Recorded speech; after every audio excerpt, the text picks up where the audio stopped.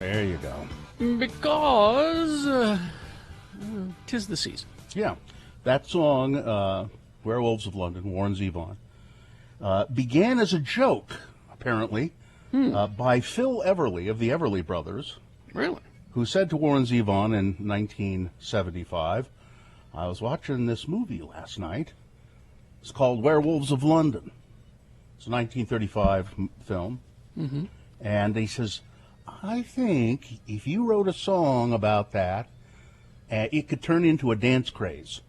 You could do Get right out of town. People would start doing the Werewolf of London dance, and so do it.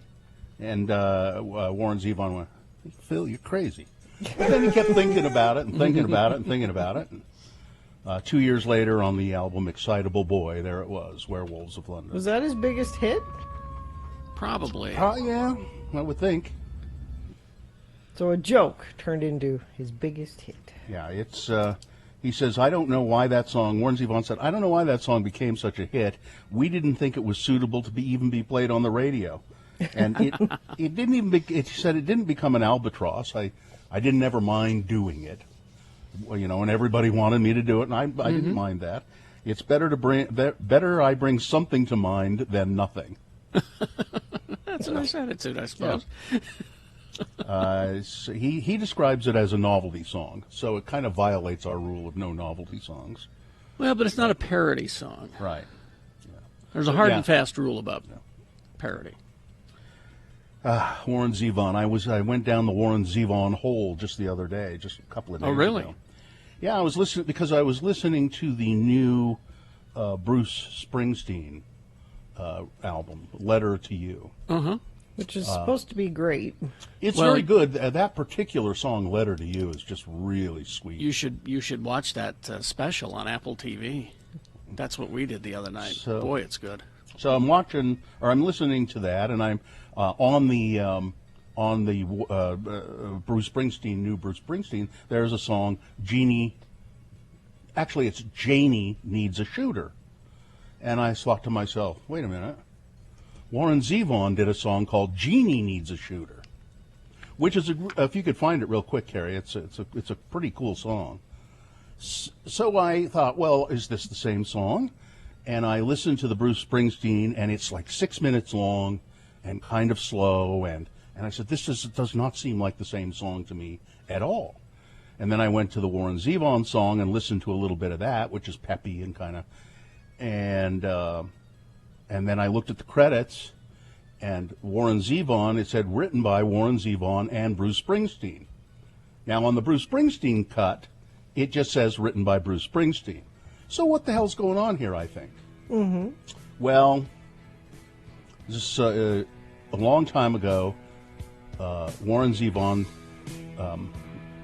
was talking to Bruce Springsteen, or his manager, and they said, he's going to do a song called Jeannie Needs a Shooter.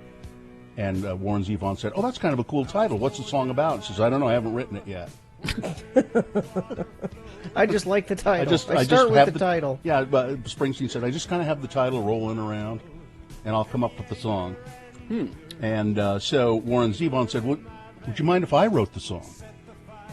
And Springsteen said, yeah, go ahead. I don't care. So I got plenty of songs. You can have that one. So that's how that all happened. Huh. Now so they have co-writing credit. On the Warren Zevon one. On the Springsteen one that's on the new record, it just says Springsteen. So is it different? It is very different. The title's different. He changed it to Janie instead of Jeannie. Yeah, this one is Jeannie Needs a Shooter. Okay. Jeannie needs a shooter, shooter like me. Jeannie needs a shooter. Jeannie needs a shooter, shooter on her side. Okay. And Springsteen's is long and same kind of thing, but it's Janie Needs a Shooter. So, anyway. Well, because Aerosmith, Janie's Got a Gun. Yeah, I thought of that.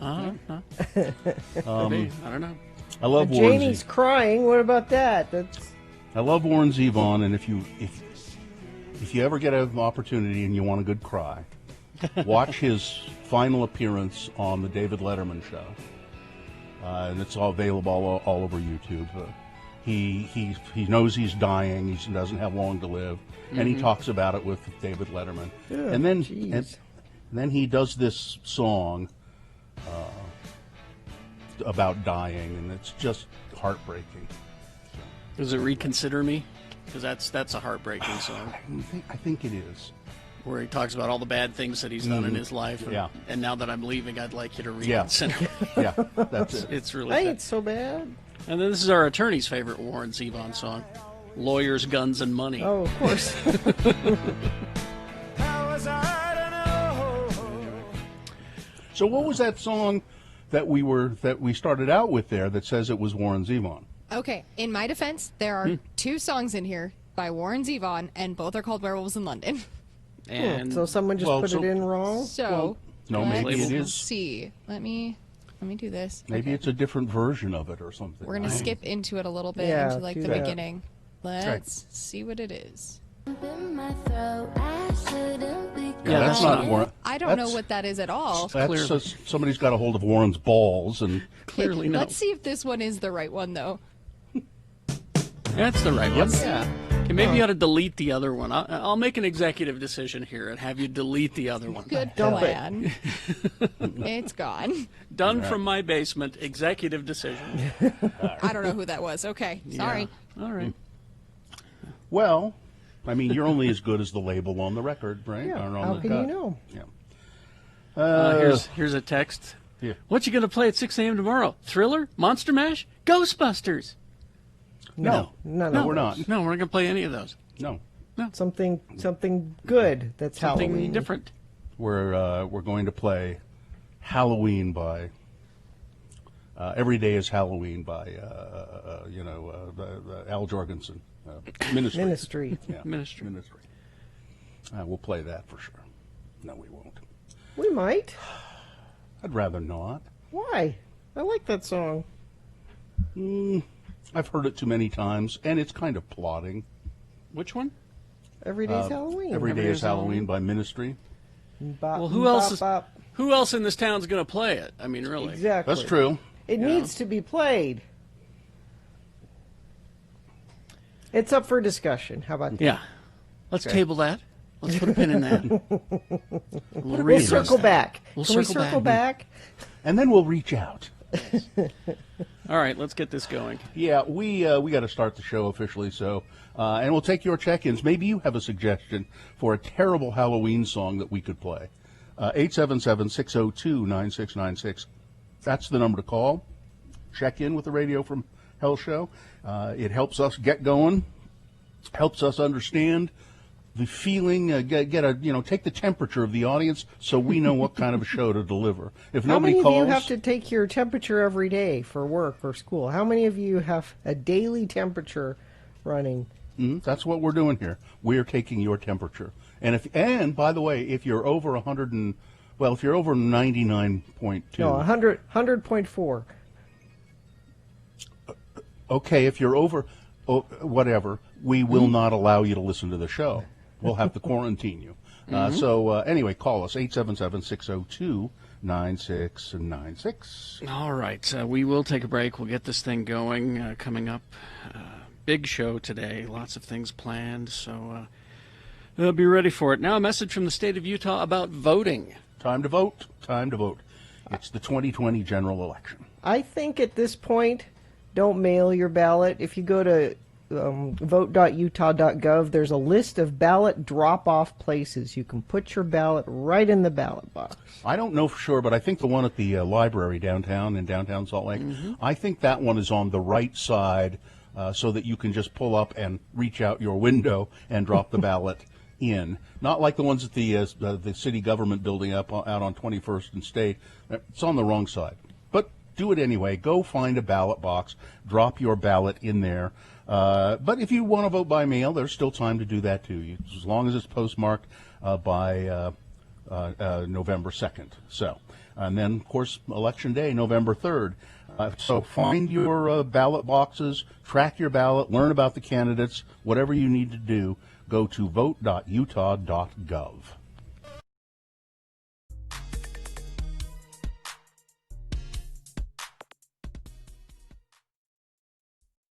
You know what they love more than a list? What's that? The dueling list. What do you mean a dueling list? Well, I was just gonna do here these 5 health food buzzwords that are misleading. Misleading buzzwords. Well, I have 7 reasons why hotel sex can be very exciting. Oh, dueling lists. It's Radio from Hell with another list. All right. Because people love a good list. X96. All right. If you think your list is so tough, Gina, you go first. Number 1, reasons why hotel sex can be very exciting. All right. Number 1, breaks the monotony. Nothing damages sex life more than monotony, and experts suggest trying something new whenever people feel their sex life lacks luster. Having sex in a hotel room can help couples overcome their boredom of a regular sex life. Oh, yeah? Number 1, health food buzzword that's misleading. Okay. Lightly sweetened. Light is not an industry-regulated term, so any amount of sugar can be deemed light. One place you can spot this term is on cereal boxes. Lightly sweetened indeed. Lightly sweetened cereal with blueberries, 13 grams of sugar. It's a lie and it's misleading. Gina? Open to trying new things. Reasons why hotel sex can be very exciting. When people have sex repeatedly in the same place like their bedroom, they get used to doing things a certain way. But a new place encourages couples to try new things. Having sex in a hotel room can inspire couples to be adventurous, try new positions. It can make it very exciting. Oh, yeah? Number 2 health food buzzwords that's misleading. Uncured meat. Cured meats, like bacon and sausage, they've long had a bad rep for containing nitrites, a food preservative that's been linked to cancer. So logic follows that meats labeled uncured wouldn't carry that risk. Well, you're wrong. According to a 2015 Ohio State University study, such labeling, the study concluded, is unusual, confusing, and technically incorrect. That's number 2, uncured meat. Number 3, reasons why hotel sex is exciting. Free from responsibilities. You don't have to do laundry. There's no dishes to do. The kids aren't there. Somebody's got to do that's- that. Somebody's got to do that laundry, though. That's nothing. Free from responsibility. Number 3, made with real fruit. That label makes me laugh. It's a sure sign that there's little or no fruit in it at all. And whatever fruit there is processed beyond recognition. To avoid being duped, look at the food's ingredients. They're listed in order by greatest amount to least. Where does real fruit appear in the list? It isn't near the top of the list. That's all I'm saying. That's number 3. Forbidden can be exciting. According to experts, sometimes a little amount of guilty feeling can make the experience of having sex very exciting. And if you feel guilt having sex in a place outside of the 4 walls of your bedroom, like a hotel room, it can be a very exciting experience. You know what? What? Number 4 on this list, all natural. Just like lightly sweetened, the word natural is an unregulated term, which is why so many companies have overused it. By one company's definition, chocolate hazelnut spread earned the natural label because it was made with real nuts and chocolate, even though it's essentially a jar full of sugar. What number are we? This is number 5, and I only have 5, so that's as far as you can go. So that's it? Oh, one more. Give me a knockout punch, because I don't think you're winning so far. Okay. Sex is more enjoyable when you're relaxed. Oh, You can order food to the room. Well, yeah. You don't have to leave. It And has then everything you want You can order there. food to the room and then have sex with it. oh yeah? You can't do that at home. Oh, yeah? Sex in a hotel Oh, is very exciting. It's a 3 sandwich day. No help. No, hey. No help, Carrie. Sorry. This is our fight. And mine, here's the knockout punch. Okay. 5 health food buzzwords that are misleading. Gluten-free. I'm amused by gluten-free on products. Never had any wheat in them to begin with. And that's where gluten comes from. Oh. Gluten-free, they put it on things that don't have gluten anyway. Gluten-free, it's just a lie. Wheat, it doesn't mean that it's healthy either if it's gluten-free. Well, Oh, man. if you have to ask me to declare a winner, I declare we're all winners because it's dueling lists. We hope you'd enjoyed another list with Radio from Hell on X96.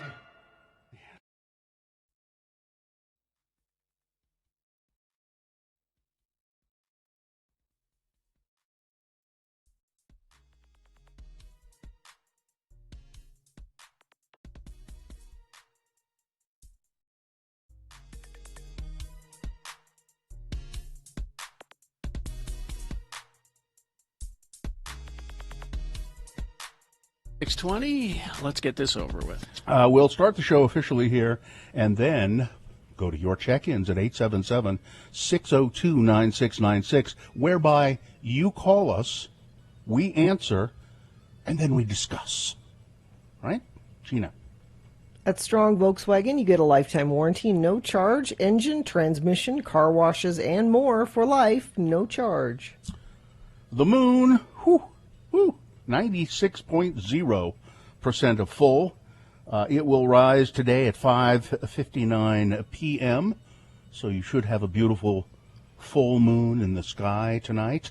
And then, of course, on Halloween, it will be a full moon. Today is Thursday. It's the 29th day of October in the year of our Lord Jesus Christ, 2020. And you're listening to the morning show where the blood flow is always immediate. It's Radio from Hell, starring the Lords of Morning Radio. Kerry Jackson. I'm Bill Bloodflow Allred. That's Gina Barberi right there. Katie, for short, is in the studio in downtown Salt Lake. If you go to x96.com/live, you can see her on Radio from Hell Television. You can see all of us on Radio from Hell Television, but particularly the lovely Halloween decorated studio. And that's a lovely shirt Katie's wearing as well. We'll turn around again so Kerry can see the back of it. He was looking down. Look at that. Oh, Isn't Mickey that cool? Mouse. Ooh. Yeah. Also helping out with the show today is in the producer's booth, we have Skip and Miriam. So there you go. All right, let's begin. 877-602-9696 if you have a mind to check in. Let's start with Adam. Hi, Adam, good morning. Morning. Thanks for letting me listen. Geek Show says hey, and Gina, you haven't ruined the show yet. I'm trying. Give her time. Yeah. Well, this morning you asked for bad Halloween song recommendations, Mm-hmm. and immediately the theme song for Killer Clowns from Outer Space popped into my head. I don't That's recall funny what because that's like. that's only happening to you, I think. I don't recall. It plays over the end credits. So, Okay, I didn't stay till the end. Maybe. Is it a song with lyrics?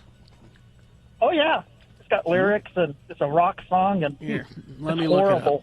it All It's, right. it's Well, just horrible. That's a pretty horrible movie too. I've watched that movie, but I don't I- recall the song. up. I couldn't finish it. That is maybe. one of my guilty pleasure movies. Really? I maybe I will did like admit it. Terry. I maybe never even got to the end of it. That could be. I remember.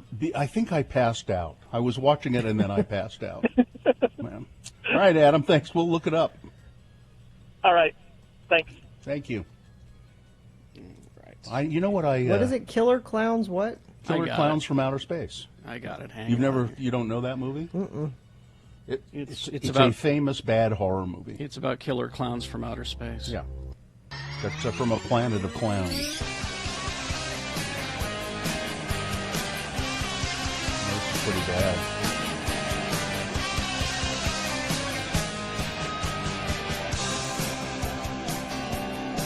Okay, it's taking way too long already. So did the movie.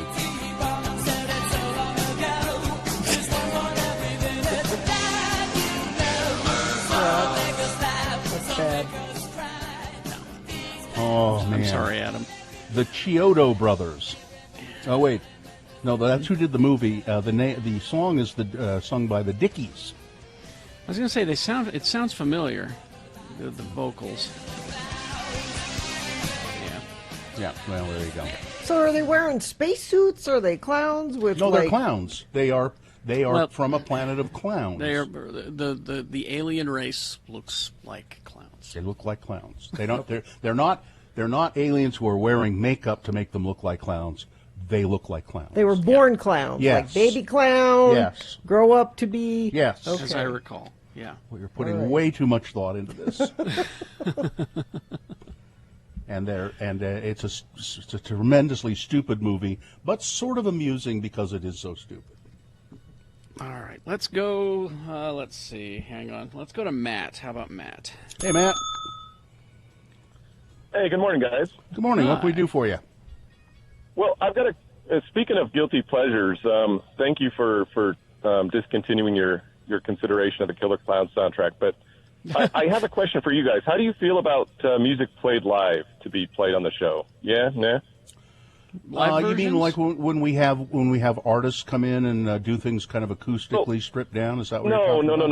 no. Like albums that are live. Like because yeah. I was thinking Oingo, I was thinking Oingo Boingo, but I don't want to go Dead Man's Party because that's so what they would expecting us Right. to do. Mm-hmm. Yeah. But like what about what is it? Nasty Habits or Only Lad or something like that from the Halloween concert, the farewell concert.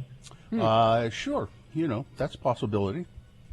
The Something trick different, but the trick with that is though finding the recordings, and are they okay. a reasonable sound quality, and so that becomes the hard part when it comes to the kind of stuff Okay. you're referencing. Now, as far as live music, recorded music goes, some can be really good and some can be bad.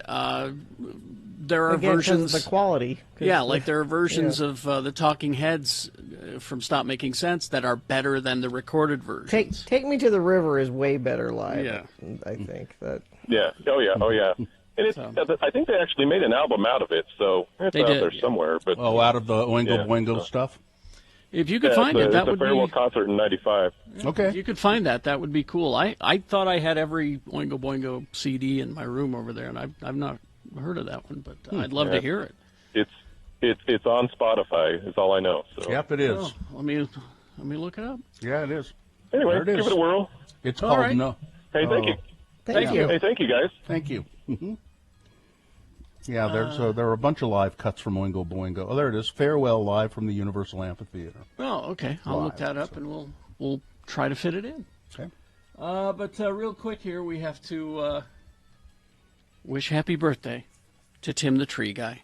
Oh. Happy birthday, Tim. Today is my birthday, and my father said I can have anything I want. It's also my sister's birthday, so happy birthday, Jaden. Happy birthday, Jane. Tim was over here yesterday helping me with, he never works on shrubs unless I ask him. It was a favor. I don't He's want to the work on tree shrubs. guy. He's not the shrub guy, Carrie. You got to call the You need shrub to call guy. Frank the shrub guy. He won't return my calls. Frank the shrubber. But Tim will return my calls. But let's see. Let's see. Was it who else was on the phone? Bradshaw. Let's talk to Bradshaw real quick here, Bradshaw, and then we got to take a break. Bradshaw. Yes. Good morning. Good morning. Thanks for letting me listen, guys. Yeah. It's also my niece's birthday today, Kennedy. Kennedy, So happy birthday, Happy birthday. My Halloween songs are pretty obscure, but Body Snatchers from Radiohead. Not Halloween, but Yeah. But creepy. Spooky. Yeah. Creepy. All right. Monster, REM Monster. Sure. Okay. Yeah, You got to reach out there, but they're good. not exactly on the nose Halloween songs, but No, but they'll got get you. you up and get you going. okay. All right. Thank Thanks, you. Bradshaw. Thank you, Bradshaw. Talk to you later. Traffic, Gina, please.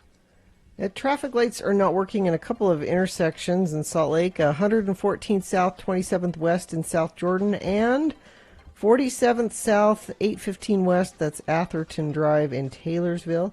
Treat those as four-way stop. Crash northbound I-15 Lehigh Main Street. 2 right lanes are blocked there. And what do you see? Huh? I don't know unless you text it to me if it's safe for you to do that. 33986. All right. We'll take a break. We will be back. Big boy news, geek news coming up as well. And at 7 o'clock, it's Beat Gina.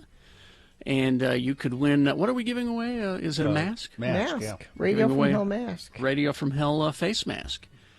Just like the one that Katie is displaying there at x96.com/live. So at 7 o'clock, get ready to play Beat Gina and win that at 7 o'clock.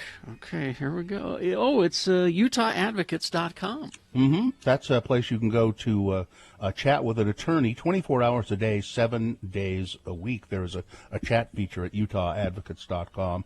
If you've been hurt in an accident and sometimes you just don't know where to turn, and you just say, oh, just let the insurance company deal with it. And that's not the best idea sometimes, especially if you know that you're not at fault, because the insurance company's job is to pay as little as possible. And maybe you think, I can't afford an attorney. I'm not going to call an attorney. There are no upfront fees with the advocates.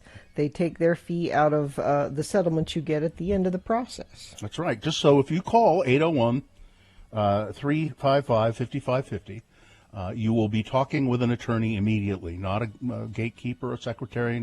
801-355-5550, 24 hours a day, 7 days a week. They answer that phone, and they don't charge you any money unless they get you a settlement. If you've been hurt in an accident, you deserve an advocate.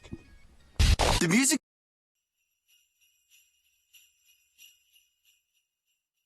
I find this on my desk when I come in this morning. This leaves a bad taste in my mouth as well. Well, it says it's a postcard. Greetings from fabulous Moab, Utah. Fabulous. And it's a postcard from the Poison Spider bicycle shop. It's a well-known bicycle shop down in Moab. It's got a giant, horrific spider on it chasing a bicyclist through the red rocks of Moab. Looks like one of those old movie posters. Yeah. And then on the back it says Carrie and Bill. And it's written by someone who assigns themselves very disappointed fan. Very disappointed. Disappointed enough to send a postcard. Wow. Somebody who looks like they might have been drunk because it's barely decipherable, scribbled. Carrie and Bill, although you are entertaining, why do you disrespect and bully Gina Barberi on your show? She is the voice of reason. Voice of reason? Did you hear that? You're now the voice of reason. It's my dad's thing. Intelligent and kind. I guess this is kindness. Kindness?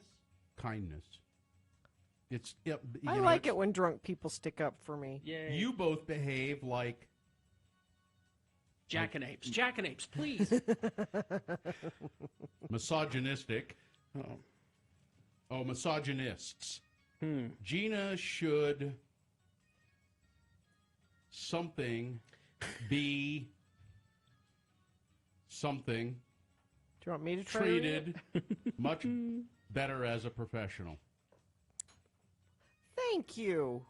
Very, drunk friend of the program. Very disappointed fan. See if that doesn't look like a drunk person wrote it.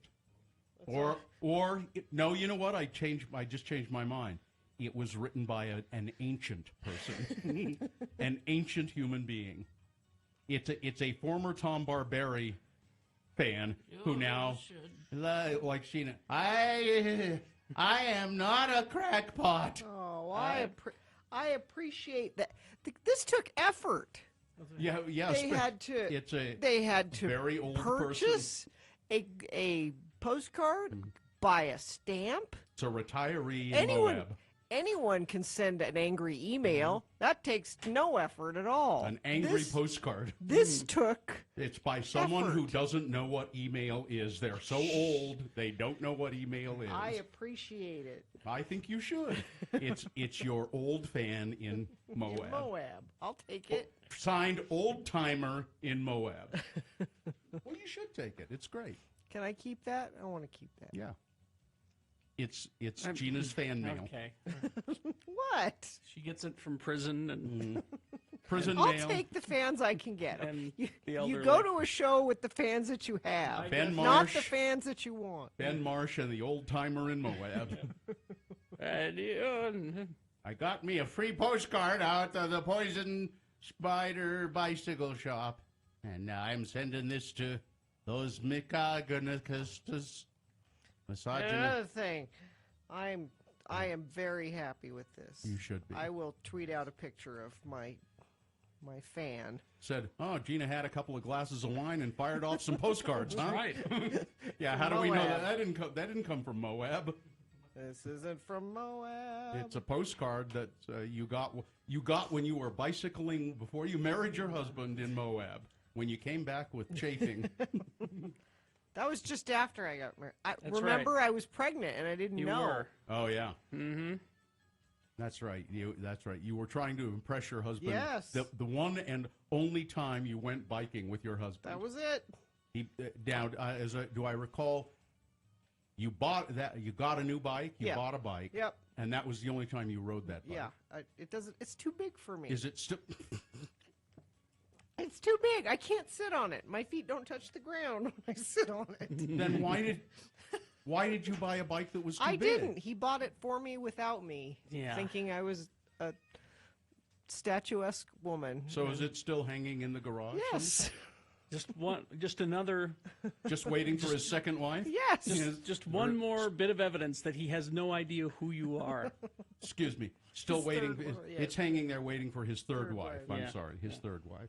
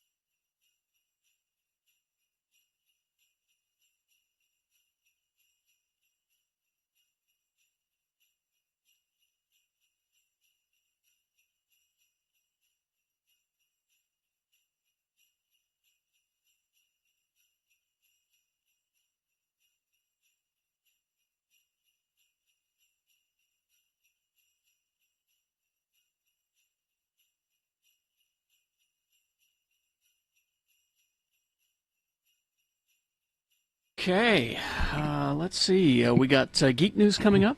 Stand by for that. Beat Gina at 7 o'clock. Get ready to win a Radio from Hell face mask. I'll just tell you, Winona Ryder trivia. Ooh. Oh, I will do well at Winona Ryder trivia. I know everything about Winona Ryder. And there's questions about almost all of her movies. So Great. it's not just one thing. That'll be fun. All right. That's coming up, so be ready for that. Right now, Big Boy News and Opinioendo brought to you by X96 and the Aces want to hook you up to celebrate the release of their new album, Under My Influence, by giving away a prize pack with t-shirts and the new vinyl album from the Aces. Grab your phone and text 801 to 33986 for your chance to win. Well, if you're like me, you probably already know this because we all listen to the podcast Hunger Hunt Feast with Zane Griggs. We all listen to that podcast. No, I don't. So on an episode of, as many of you know, Hunger Hunt Feast with Zane Griggs, Motley Crue singer Vince Neil was speaking, and he was talking about the immense public interest in the band's stadium tour with Def Leppard, Poison, Joan Jett, which was originally scheduled to take place this summer before being postponed until 2001. It says here, due to the coronavirus pandemic. 2021. Yeah, what did I say, 2001? Yeah. 2021. Due to the coronavirus pandemic. Two things about that. A, I don't think we ever need to add any more. Postponed due to the coronavirus pandemic. We That's just the say thing that that must go. That it's been postponed. Yeah. Second thing is, we've all heaved a sigh of relief that it has been postponed, at least until Well, speak for yourself, 2021. Bill Ulrich. I'm speaking for myself and to all of the wonderful listeners of Hunger Hunt Feast, the podcast with Zane Griggs. I've never gone this long without singing or performing in my entire life, said Vince Neil, to which I say, keep up the streak, Vince. Keep it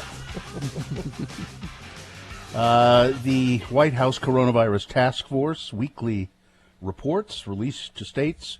Oh, they still do those? I thought they took care of that coronavirus. They do. I thought it was done.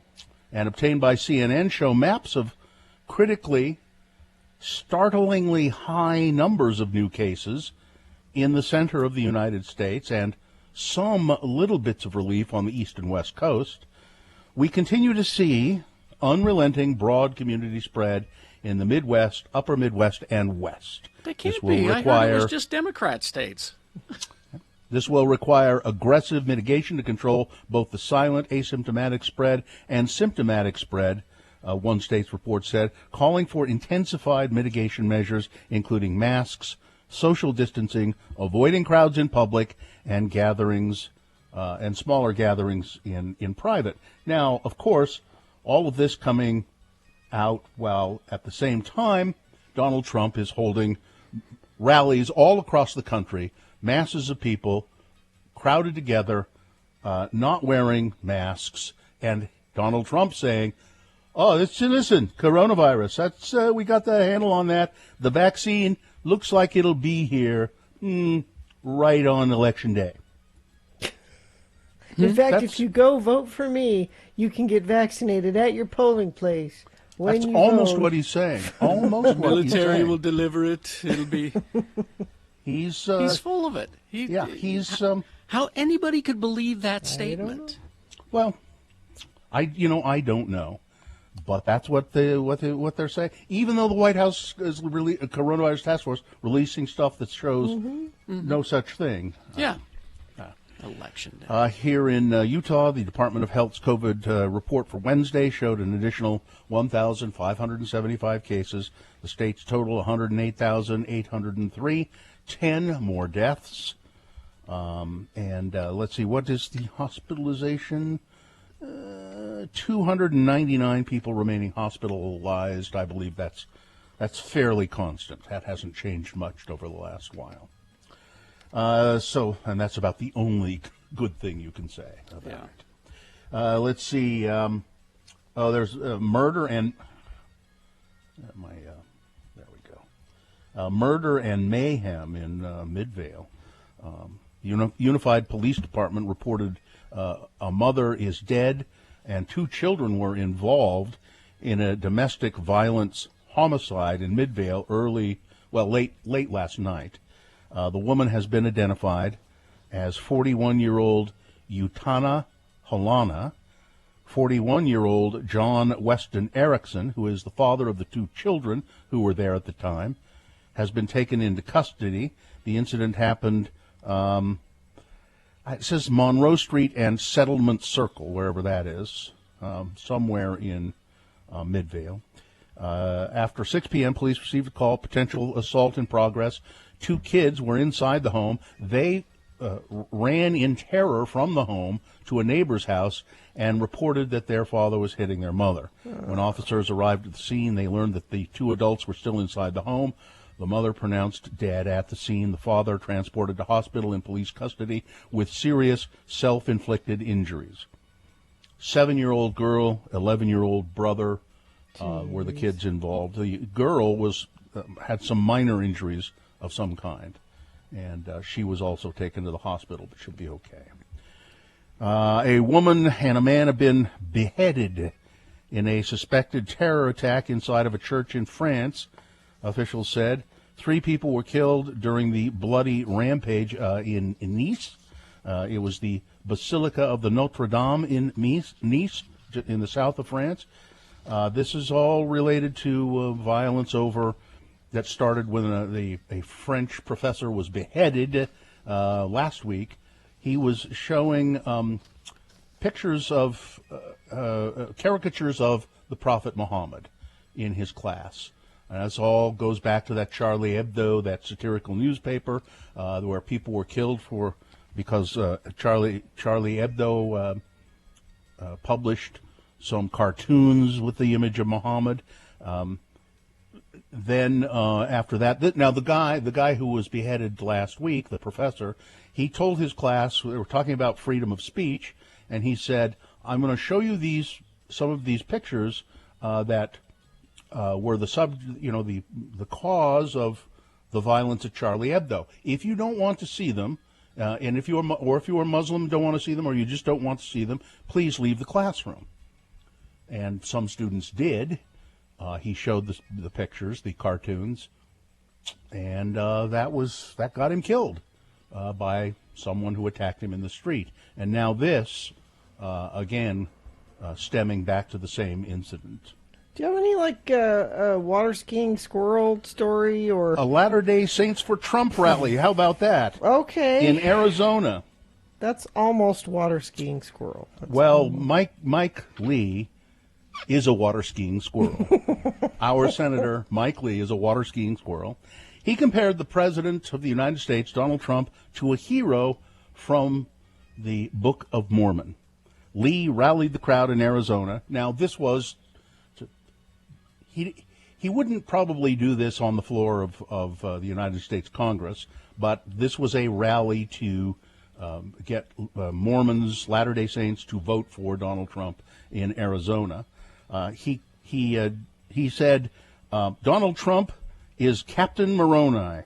To my Mormon friends, my Latter-day Saint friends, think of him as Captain Moroni. Moroni, in LDS scripture, was a righteous Nephite military commander who may have lived in the year 100 BC, who was angry with the government because of their indifference concerning the freedom of their country. Lee said of Donald Trump, he seeks not power but to pull it down. He seeks not the praise. He seeks not the praise of the world or the fake news, but he seeks the well-being and the peace of the American people. This could not be more wrong. Yeah, well, that statement could not be more Mike wrong. stood next to him and said, he seeks not the praise of the world. Yeah. Mike, where have you been? One Twitter person said, "Can we sink any lower? I'm a Mormon and I am incredibly embarrassed."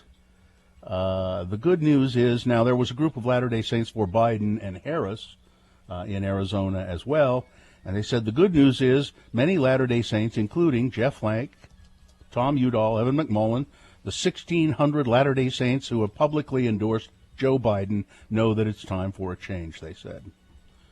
Captain Moroni. Wow. Let's see. Oh, and at that rally, by the way, so Donald Trump brought up a series of guests on stage, and one of them was Martha McSally, who is fighting for re-election in Arizona, and she's having a tough time of it. I believe Gabby Gifford's husband, Mark Kelly. Mark Kelly is running against her, former astronaut Mark Kelly, and he's doing well. There's a good chance that he, as a Democrat, will beat McSally in this very red Republican state. So Donald Trump brings Martha McSally up on stage and says, "Martha, come on up here fast. Come on, quick. You got 1 minute. 1 minute, Martha. They don't want to hear this, Martha. Come on, let's go. Quick. Like he's calling go. a dog or something. Yeah. Let's go. Come on, quick. She spoke for just 1 minute, said she was proud to work with the president, who treats her like a dog. And then after her speech, Donald Trump called up 3 out-of-state politicians who are not running there, Mike Lee, Rand Paul of Kentucky, Kevin McCarthy, Didn't hurry them along. They spoke. They're men, Bill. They talked as much as they wanted. Ladies, Only- we're going to get your husbands back to work. Only McSally is running for re-election of any of those people, and she's in Arizona. Hurry up! Come on! Hurry! Quickly, Carrie, story for you. As coronavirus restrictions have eased, monkeys have returned to the Shimala to bully the inhabitants and steal their groceries. Good. Thousands of monkeys are menacing the historic Indian city of Shimla, where sterilizations and illegal poisonings have failed to blunt the frequent attacks of the monkeys on tourists and on farms. During India's nationwide coronavirus lockdown, most of the monkeys, they're macaques, Carrie, those macaques, left the city for the countryside to look for food. As restrictions ease, they have returned to bully inhabitants and steal grocery bags, and up to 50 strong troops of hungry monkeys are prowling throughout this city, taking advantage of people. They're very, very, very aggressive. Yes. All right, that's it. All right. Sports, weather, traffic. On Wednesday, Gail Miller said that 2020, like much of her life, has been an unexpected journey, with the latest unexpected moment being the sale of the Utah Jazz. The announcement of the sale from the Miller family to local tech entrepreneur Ryan Smith did come as a shock to most after 35 years of the family owning the team in Salt Lake City. The sale, which league sources say was worth $1.6 billion, includes the Utah Jazz, the NBA G League affiliate Salt Lake City Stars, Vivint Arena, and management of AAA Baseball's Salt Lake Bees. Additionally, Smith plans to purchase the Zone Sports Radio Network in a separate agreement. Real Salt Lake lost last night to San Jose Earthquake, but soccer's weird, and even though they've lost a few, they still are in the running for the playoffs because soccer is weird. 2 games left in the season. RSL is still in 9th place. Vancouver also lost, so that helps Salt Lake as well. Weather, it's continuing to get warmer this week. 60 for a high today, although right now it's 37, so chilly start to your day, but we'll warm up this afternoon. Traffic, we have a crash northbound Redwood Road at 73rd South in West Jordan. 2 right lanes are closed there. Crash northbound I-15 Lehigh Main Street. 2 right lanes blocked there. And we have a couple of traffic light intersections not working. 114th South, 27th West in South Jordan, and 47th South, 815 West, Atherton Drive in Taylorsville. Treat those both as 4-way stops. That's traffic. All right. Let's see now. You can call now. Line up to beat Gina. You might win a Radio from Hell face mask. 877-602-9696. Easy Winona Ryder trivia questions coming up. And let's see. Oh, and I need you to go to x96.com/live for a visual on this sponsored feature. Celebrate the 30th anniversary of Dr. Volt's Comet Connection at Dr. Volt's Anniversary Sale. The anniversary sale starts October 16th. That means it started already, and it goes through the 31st. Everything in the store will be 20% off. Thank you. Okay. x96.com/live. I need you to go there now, and I want you to take a look at, I got a few visuals here for you. And do you see, this is one of the latest issues of Avengers. Do you see, this is Black Panther here, and he's fighting Moon Knight. Now, maybe that's not a very good shot here. Try this, and then you can see. You see that character in white there? Not a Moonanite. No. Moon Knight. Moon Knight. Okay. Is his name. And if that's not a good enough visual, there's an action figure of Moon Knight. Okay. So he's admittedly a Batman ripoff. Marvel has said so. Okay. But this is very exciting because he's an obscure character, but he's always a fun one to read. And he is coming to the Marvel Universe on Disney Plus, and he will be played by Oscar Isaac, which is kind of a big deal. Now, for those who don't know who Moon Knight is, Moon Knight has a winding road in the comics since debuting in 1975's Werewolf by Night number 32. We all remember it. Moon Knight is Mark Spector, an ex-Marine turned mercenary whose multiple alter egos allow him to better fight crime. These alternate personas include the cabbie Jake Lockley, millionaire playboy Stephen Grant. In later comics, he was established as being a conduit for the Egyptian moon god Khonshu. He's also been known to be a consultant, dressing all in white, who goes by the name Mr. Knight. Now, see, that's why I think Oscar Isaac was attracted to it, because what they've done recently with Moon Knight is they've given him multiple personality disorder. He doesn't know who he is, so that means Oscar Isaac gets to play all of these different characters. Oh, that's cool. So I guess as an actor, that would be very appealing to you. He wears all white because, as he puts it, I want the bad guys to see me coming. But he's basically another rich guy who beats up poor people. And I just like it because he's cute. So. Well, and even better, Gina, because they're going to be doing a lot of Egyptian referencing because of the moon god Khonshu. The showrunner, the director that is, Mohammed Diab is his name. And Diab hails from Egypt, went to Cannes with his well-regarded 2016 film Clash, set in 2013 Cairo during the clashes behind pro- and anti-Muslim Brotherhood demonstrators. So he's... Oh, and Umbrella Academy's Jeremy Slater is overseeing and leading the writer's room for Moon Knight. Ask your husband about the Egyptian god Khonshu, Gina, and Yes. I'm sure he'll say, what? Yeah, I've never bothered to do the research to find We out. all know Ra. We know Ra. Khonshu, Gesundheit. Yeah, I don't know.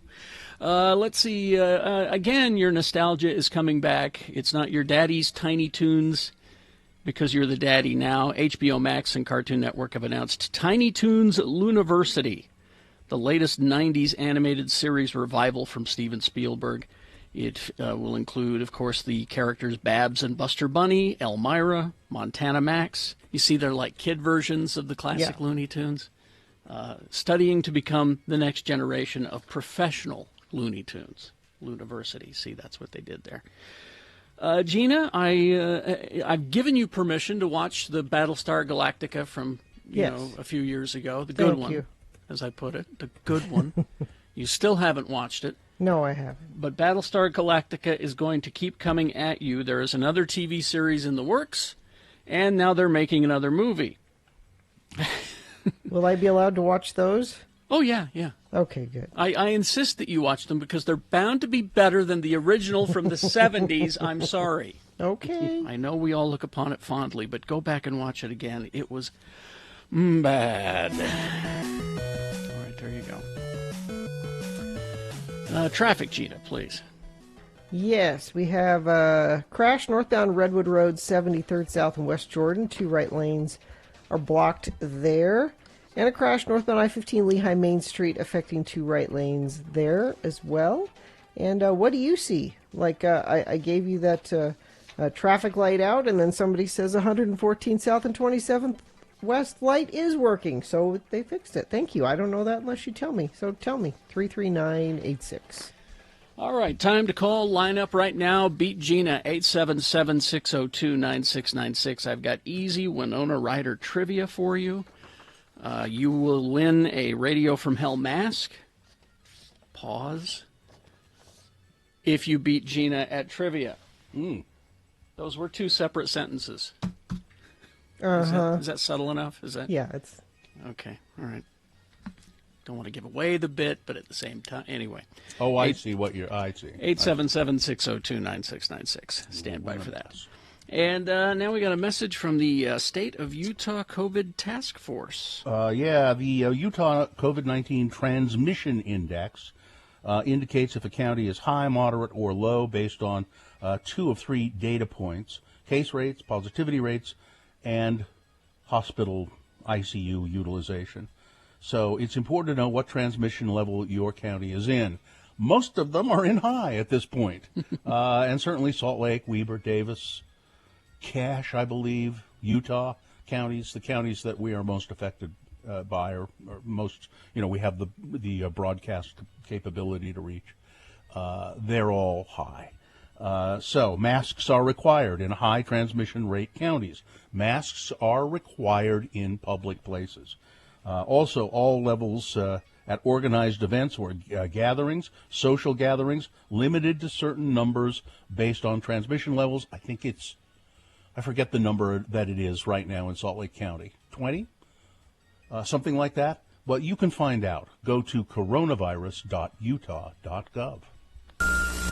Have you It is the 23rd century. Humans have left the lowly confines of planet Earth and have sought their destiny among the stars. While many things have changed, one constant remains: the need for young men to venture forth and do the work of the Lord. This is the tale of two such men who at the age of 19 have answered the call of their general authorities and are embarking on a 2-year mission to spread the gospel throughout the galaxy. This is the story of Space Elders!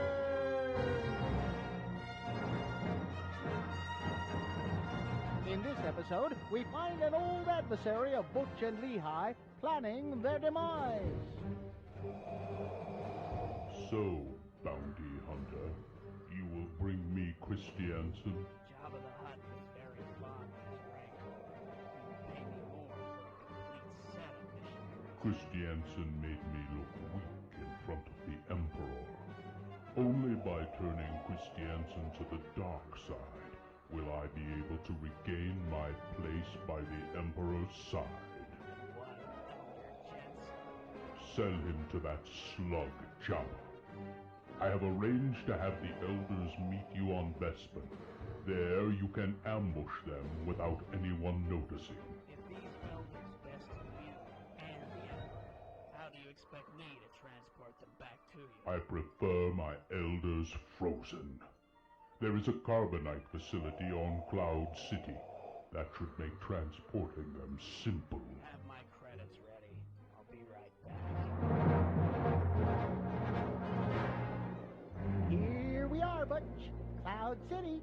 It sure looks like the holograms they showed us in school. I don't know, Lehigh. I always get nervous when I stand on a city that's floating miles above the surface. Are you sure this is the right place? Zone Leader Hanson said that we're supposed to meet someone here named Lando Calrissian, right here on Bespin. Well, church records on this Calrissian fellow show him to be a gambler, smuggler, womanizer, and a penny stock manipulator. Are you sure this is the guy? Well, maybe he's ready to turn over a new leaf. Oh, I think that's him right there. Hi, and welcome to Cloud City. I'm Lando Calrissian. I run the mining operation here on Bespin. Could I offer you a beverage? Perhaps some malt? I love a malt. Liquor? Oh, no, we don't drink, Mr. Calrissian. I'm Elder Christiansen, and this is Elder Jensen. Aye. We represent the Church of Jesus Christ of Latter-day Saints. You know, the Mormons. Now, our zone leader said that you might be interested in learning more about our religion. Actually, no. We have some common acquaintances. I've made a deal with the Empire. Well, they'll leave me alone if I introduce you to this guy over here. Elders, this is Boba Fett. Boba Fett, Elders Christiansen and Jensen there. Gotta go now. Got a city to run. Bye-bye. Well, Mr. Fett was up. Well, hi, I'm... Hey, I'm all tied up. Cool toy. I need to get me one of those. We could convert more people if we could just tie them up first. Now, Butch, I don't think we would be allowed to hog-tie prospective converts. Excuse me, Mr. Fett, could you untie me now? One down, one to go. Don't push my companion in that hole! Whoa! What have you done to my companion? Is Butch dead? No, he wouldn't be worth much to me dead. Jabba wants to see him die in person. Your companion is frozen in carbonite. Now, if you would be so kind as to throw yourself down in there, we can get on with this. You're going to take us both back to Jabba's palace? No, you have an appointment with Darth Vader and the Emperor. Cousin Darth? Oh, my. Hey, get over here. Sorry about this, Butch, but I need you to do something for me. Oh, I guess you weighed more than I thought in this thing, Butch. I'm sorry, Mr. Fat. I hope my companion, who's now frozen in carbonite, wasn't too heavy. Oh, geez, what do I got to do now? I better go for some help. Never leave your companion, Lehigh. Mr. Kenobi? It is the first rule. You must never leave your companion. Obi-Wan, come back. I need some help. Oh, well, I guess I can put you on my luggage rack like this, Butch. Come on, let's go. Will Butch be able to serve out the rest of his mission frozen in carbonite? Can Lehigh really find a big microwave to defrost him in? Will Darth Vader ever get his revenge and once again become the Emperor's favorite lapdog? And where does Boba Fett get all those neat gizmos? Tune in next time to hear Butch say, on the next mind-numbing episode of Space Elders!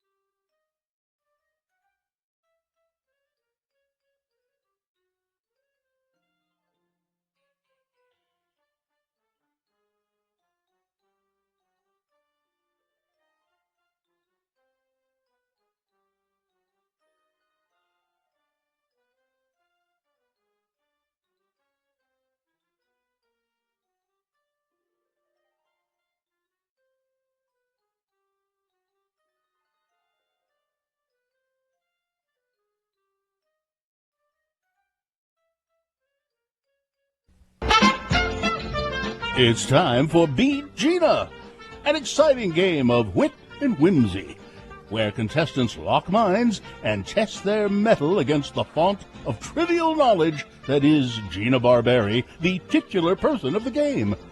We advise those of you to play along at home and grab a pen, paper and pencil, because that's how we do it here.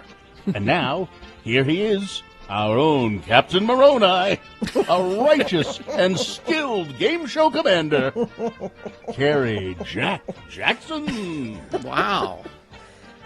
Boy, I don't think you've ever had higher praise than I that. have never been referred to as Captain Moroni. Well, Wow, you deserve it, Captain. Well, thank you very much, Johnny. I appreciate that. Legend in the game show industry calling me Captain Moroni. Thank you. All right, let's see. We do have up for grabs a Radio from Hell face mask. If you go to x96.com/live, you can see Katie displaying hers right there. Nice. We have on the phone, let's go to Jill. Jill is our contestant today. Hi there, Jill. How are you? I'm great. How are you guys doing this morning? All right, Jill. All right. I'm doing fine. Jill, here's how we play the game. We're going to toss a coin to determine who goes first. It does give you an advantage in the game. So you tell me heads or tails. Tails. All right. Coin toss app says heads, as you can see there. Gina goes first. So, okay, what that means, Jill, is that this first question is Gina's alone to answer. If she gets it wrong, then you get a chance to answer it correctly and steal her point away. We'll go back and forth until somebody gets 3 points. Okay, so like we said, it's Winona Ryder trivia because it is her birthday. She's 29. As far as you know. As far as you know, she's 29. All right, Gina, your question first. Yes. Gina, which movie starred Winona Ryder and Natalie Portman? Was it A, Heathers, B, Bad Girls Go to Hell, C, Black Swan, or D, Blackula? That would be Black Swan, Black Carrie. Swan is correct. Thank you. All right. It's 1-0 for Gina Barberi, but now Jill has a chance to tie the game. Jill, in Bram Stoker's Dracula, what reason does the Count give Mina, that's Winona Ryder, what reason does the Count give Mina for not wanting to make her a vampire like himself? What does he say to her? Why? I'm not going to make you a vampire. Is it A, I love you too much. B, people are always calling you Count Chocula. They think it's so funny. C, oh, you'd hate it. The hours, the commute, the taxes are so high. Or D, I don't want you lifeless. I would say A, because he loves her too much. That is correct. It is now tied 1-1. Gina controls the question. All right, Gina. In Beetlejuice. Yes. What song is playing during the dinner party scene when all the guests become possessed? Is it A, Shake, Shake, Senora? B, the Banana Boat song, Deo? C, WAP? Or D, Pork and Beans by Weezer? Day. He said day, he said day, he said day. That is correct. That's another point for Gina Barberi. She leads the game 2-1. Now, Jill, you have a chance to tie. All right, Jill, let's see. This is gripping. In Alien Resurrection, what does Ripley offer to Anna Lee as a souvenir? And Anna Lee is the Winona Ryder character. Call was what the character was referred to mostly, but that's the full name.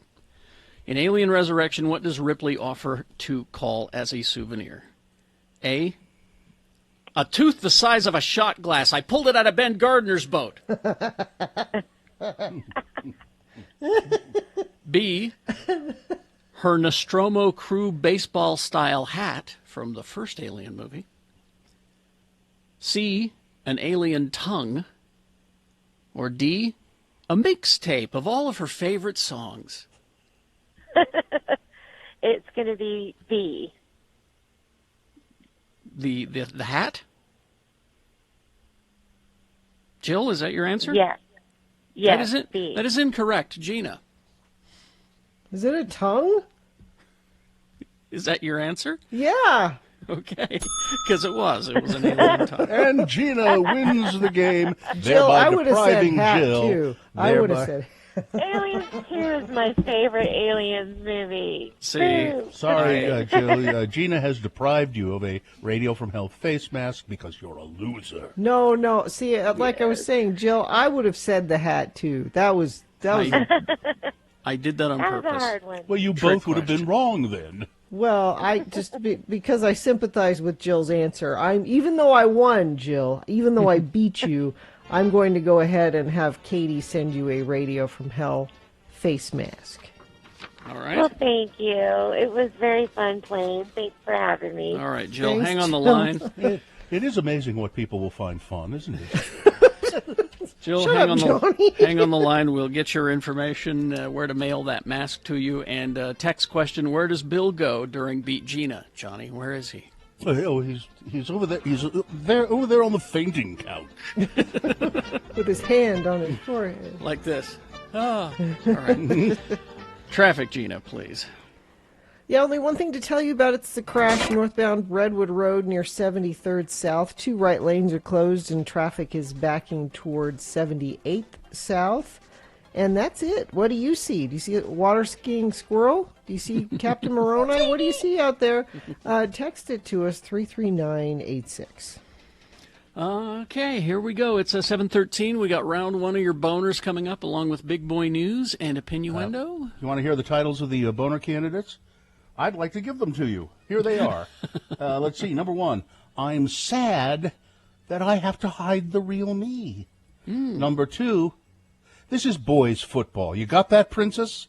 And boner candidate number 3, just what has Alex Jones gotten right, Joe? Just what has he gotten right? Okay, good. We got round one of your boners coming up, and also Big Boy News and Opinioendo, all on its way. Stand by for that. Katie? The following is a sponsored feature. All right, let's go to Andrew. Now, listen, sometimes these things are a little embarrassing to talk about, but let's talk about it. If you are struggling with erectile dysfunction, we're joined here by Andrew from Wasatch Medical Clinic. They treat erectile dysfunction in a different way. No pills, no shots, no surgery. So, Andrew, what is this kind of treatment? Well, this new treatment is called acoustic wave therapy, and it is different because guys no longer have to take the pill for erectile dysfunction. What it does is it opens up and regrows blood vessels.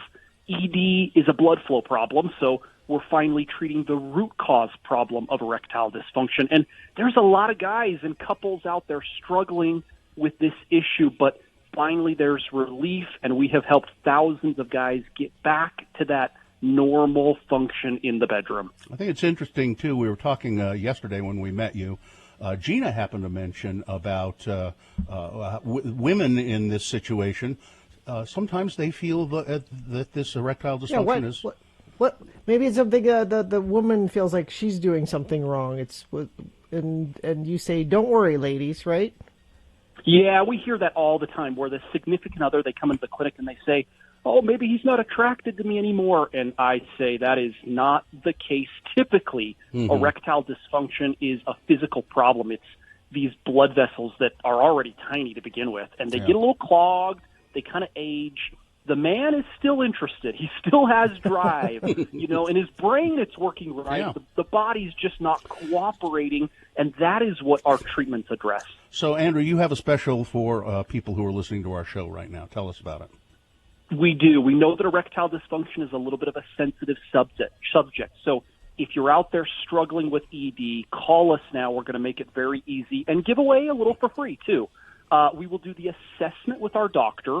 We'll do the blood flow ultrasound and screening, all for free to those that call now. Plus, we'll throw in a little special gift that it's proven to produce instant results in the bedroom. I'll put it that way. You'll love it.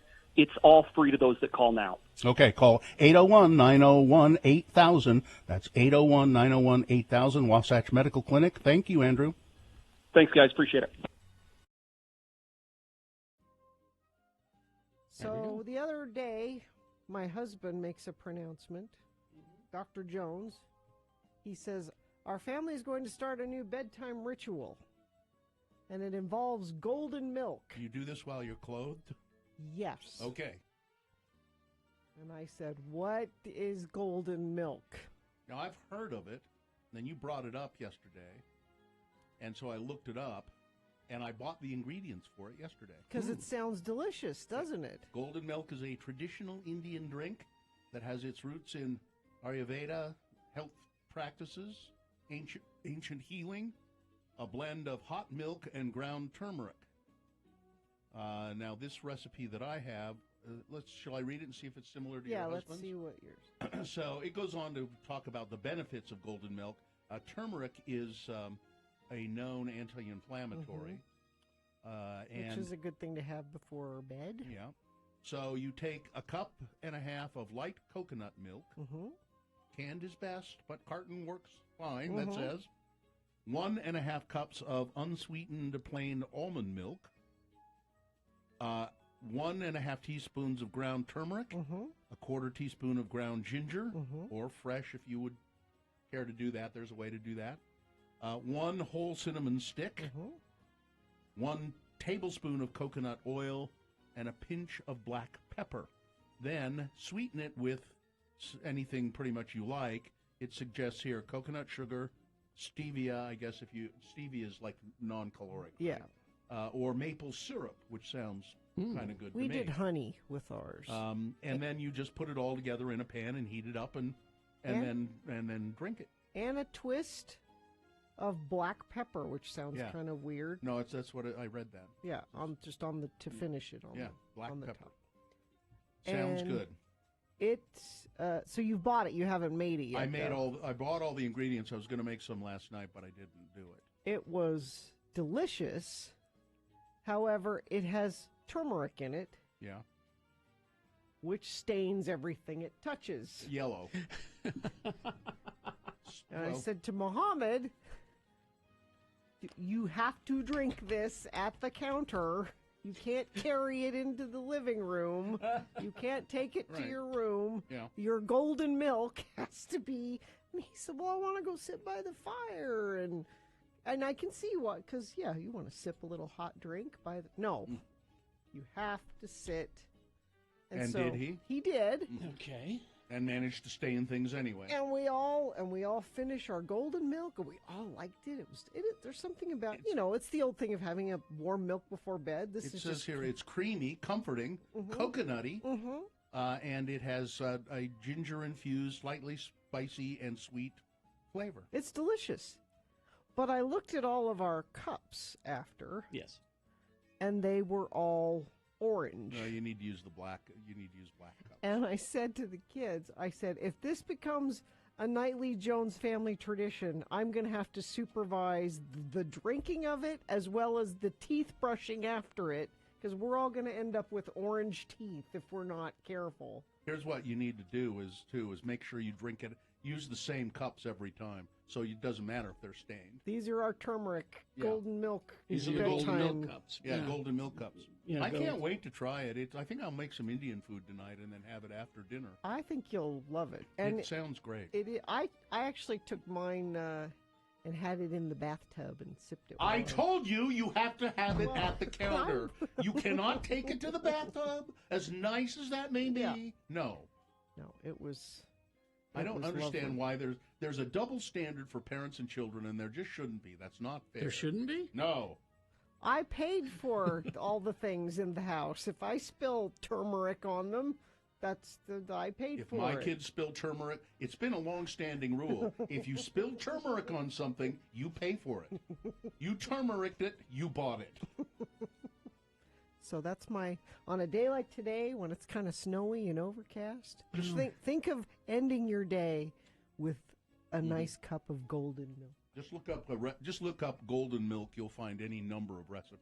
I've just come to the conclusion that your husband is a hippie that showers regularly. Yes. He is. Are you sure about the showering thing? Yes. He is.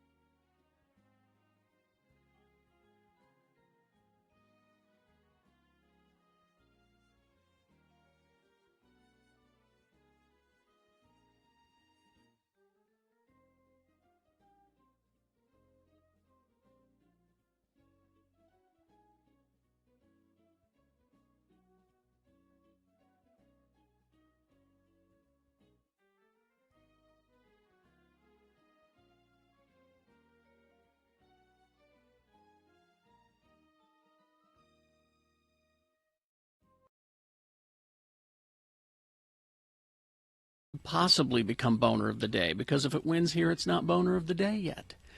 It has to defeat the winner of round 2's voting. We'll do this again at 8:20. 3 different candidates. We'll get a winner there. And we'll take the winner of each round and put them both in the Boner Dome for Boner Fight at 9:20. That is when you'll decide boner of the day. So right now you got to pick your champion for round 1. Here we go. 2 candidates now, a third after the news. Once you've heard all 3, you'll vote, and one of you lucky random boner voters will receive.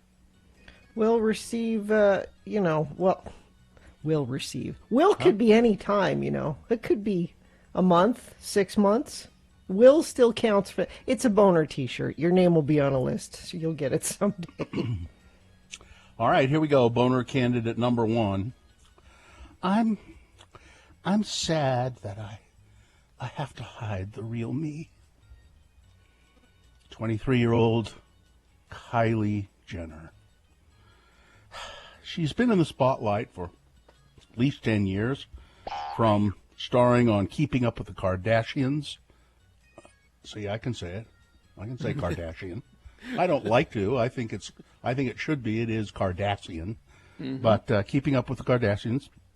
So she was 9 years old when that show started. She's got 200 million followers on Instagram. She's the very definition of a star. And while many of her fans have come to love Kylie Cosmetics, they've come to love her style, her beauty, her small screen persona, She recently opened up about that side of herself that she rarely displays in front of the cameras. Oh? While filming a Halloween makeup tutorial with James Charles, oh, he's very good, on his YouTube channel, she admitted to feeling sad about not being able to show her most authentic self. I think that I showed my true personality for so long ago on Vine and Instagram, but as I got bigger and bigger, I realized when people used to say really mean things about how I really am, my personality and what I love the most about myself, it would hurt me more than almost playing a character. So I've reined things in. I started doing a little less, and it's sad. It makes me sad that I can't show the real me. I'm sad. Boner candidate number 1. You're on a reality show. Reality being most of the word real. You could be yourself if you'd like. No one would watch it if that were the real me. There's nothing there. That's why she doesn't show it. Boner candidate number 1. It's boner candidate number 2. Oh, I have to confess, though, I watched David Letterman's interview with Kim Kardashian. Oh? And because I had never really seen her, I'd never really seen Keeping Up with the Kardashians, none of that. Mm-hmm. Just like little bits and pieces or stories or something. She's a little bit more than I thought she was. See, I thought you were going to make her as a boner candidate. Oh, that's coming up.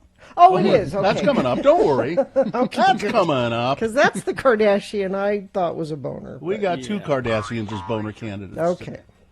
But this is boner candidate number 2. And maybe later on I'll tell you why I think that Kim Kardashian's not as bad as I thought.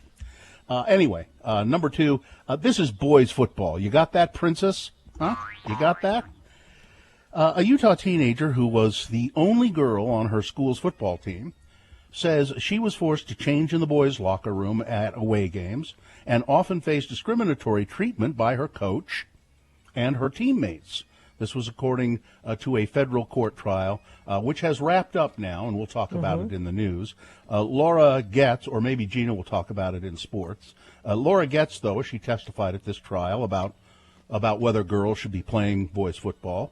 She said she felt excluded and degraded during the 2 years that she played football at West Jordan High School. She testified as part of the lawsuit by viral football star Sam Gordon that aims to give girls the chance to play football on female-only high school teams. Now, Ms. Getz said one coach insisted on calling her Princess, and that when she was a captain her sophomore year, some of her teammates ripped up her headshot and left the pieces under the team's display case. They don't like me, Getz said, she thought at the time, and they make sure that I understand that I don't belong here. Coaches and teammates and some school administrators would often refer to the sport as boys football. Just remember, this is boys football, she said. And she said the coaches emphasized the importance of becoming men, and the team would chant brotherhood during the games and practices. She said she felt left out, and she said, and they called me Princess. Boner candidate number 2. This is boys football. You got that, Princess? There's so much in there that I just don't understand, but I'll just stick with one. Why couldn't she use the girls' locker room? Yeah, I don't know. Aren't they just usually down the hall? And That's because, Carrie, it's because it's boys football. If you're going to because, be on Carrie, the boys' team... Carrie, because cruelty is the point. Exactly. What would be the cruel thing to do? Make her change in the boys. You know, you may have your differences. You may think that there should be girls' football and boys' football. Let's keep them separate. But the fact remains, this was an experiment. She was on the team. I think she was supposed to be a pretty good player. She was on the team. The least you can do is treat her with some deference and respect. Well, see, I think women should be in Major League Baseball. Coming up in a moment, boner candidate number... That's heresy. Coming up in a moment, boner candidate number 3. So just what has Alex Jones gotten right, Joe? Exactly. All right. Candidate number 3 for round 1. Coming up after this, Big Boy News and Opinioendo, brought to you by... Saturday, October 31st, help a local student in need at the Halloween Tech Retreat donation drive-thru. Donate your old laptop, desktop, or iPad at SpyHop, 208 West 9th South. Learn more about the SpyHop Tech Liberation Project at spyhop.org. Julia Roberts celebrated her 53rd birthday on Wednesday with a bag of oats and a new bridle. She is a national treasure. Yes, I fully support that, and I was just devastated when she didn't win the Triple Crown. I thought she might have, but she didn't. So mean. The Pretty Woman star, it says here. Well, I've never heard of that movie. She wished herself a good birthday, a happy birthday, but then she urged her listeners, her followers rather, to go out and vote. She was on, was it Instagram? She has 9.1 million followers. I'm one of them. Well, now she's no Kardashian, but she does have a lot of followers. Do you follow any of the Kardashians, Gina? No. But here's something you could have given Julia Roberts for her birthday, a 9 Inch Nails face mask. Trent Reznor's band has launched a new line of face masks that allow you to display interchangeable messages with different patches on the front. Oh, that's the starter cool. pack comes with the 9 Inch Nails logo, as well as 12 words, which I guess you can interchange. You know, take off the 9 Inch Nails patch, and it's probably Velcroed on there. And then these are the words you can put on there. Broken, numb, dirty, fragile, and pig are among the words that you can put Those on are there. all 9 Inch Nails songs. And if that's not enough, you can also buy a mask expansion pack, which More includes words. another 13 unique patches. It should be Hurt. Hurt would be a good one. I think Hurt is let's see one if of it's them on there. in the expansion It is pack. not. No? Should be. It is not. And they've got a funny name. If you scroll down at the bottom of that story, it's the Inasaibus mask. It Say- stands for I am not a selfish a-hole and I believe in science. They're Thanks, 30. Trent. They're $35, but you know. Yeah. So if you're a fan, So I've been listening to the Conan O'Brien podcast, which is he's hilarious on that podcast. But he does ads, and one of the ads he's been doing lately, he says, okay, so we've got Team Coco merch. That's right. Let's profit off the pandemic. I feel awful. We've got Conan O'Brien face masks. Really, don't buy. And he'll go on and on about how awful it. Don't buy these. We're profiting on death. So let's see. The task force warning of unrelenting community spread in the Midwest and West.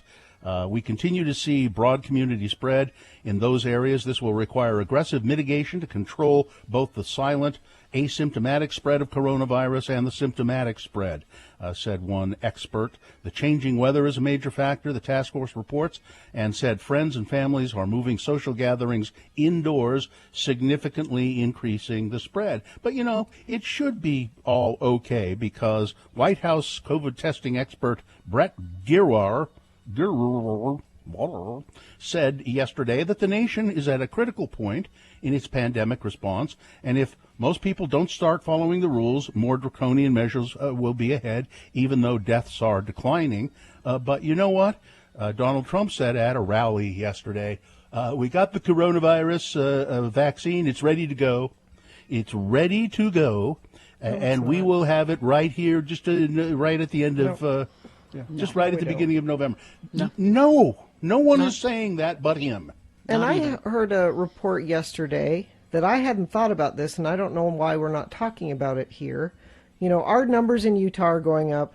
Our hospitals are worried about being overcrowded. Utah hospitals, the IHC in Murray and University Hospital, they accept patients, I mean, of course, from down south in the rural areas of Utah. They are a level 1 trauma hospital for Wyoming and Idaho and parts of Nevada. So we have to pay attention to the numbers there too, because the really sick people there come here to Utah for treatment. Yeah. Well, it's okay, though, Gina, because the White House says, President Trump said yesterday numerous times at numerous rallies, the vaccine, is ready to go. We should have it, right? Before November 2nd, November 3rd, we will have it, and everybody He will said be fine. momentarily. The word he used was Yeah. momentarily. Uh-huh. That means like, Well, it could be any second now. Also, we'll have the health plan in 2 weeks. 2 weeks. We'll have it in 2 weeks. Public health advocacy group is calling on Governor Gary Herbert to go beyond implementing the state's new transmission index and take further initiative in the COVID-19 crisis. A group of health policy experts said that we believe that the governor should take action and say that face masks are law. I mean, it has to be the law. Deliver a unified message about mask wearing and testing from all elected leaders, implement a public health information campaign promoting the new transmission index, encourage Utahns to cooperate with contact tracers, because in a lot of cases they're not. Expand testing of both symptomatic and asymptomatic people, and include public health officials to enforce the transmission index requirements. Federal government's looking to approve a helium mine. Yes, a helium mine. You or mine well. for helium? A well, I guess you would say. Oh, okay. Picturing them chopping little pieces of helium out of a wall. Inside the new wilderness area. So that'd be great, wouldn't it? Wouldn't that be great? No.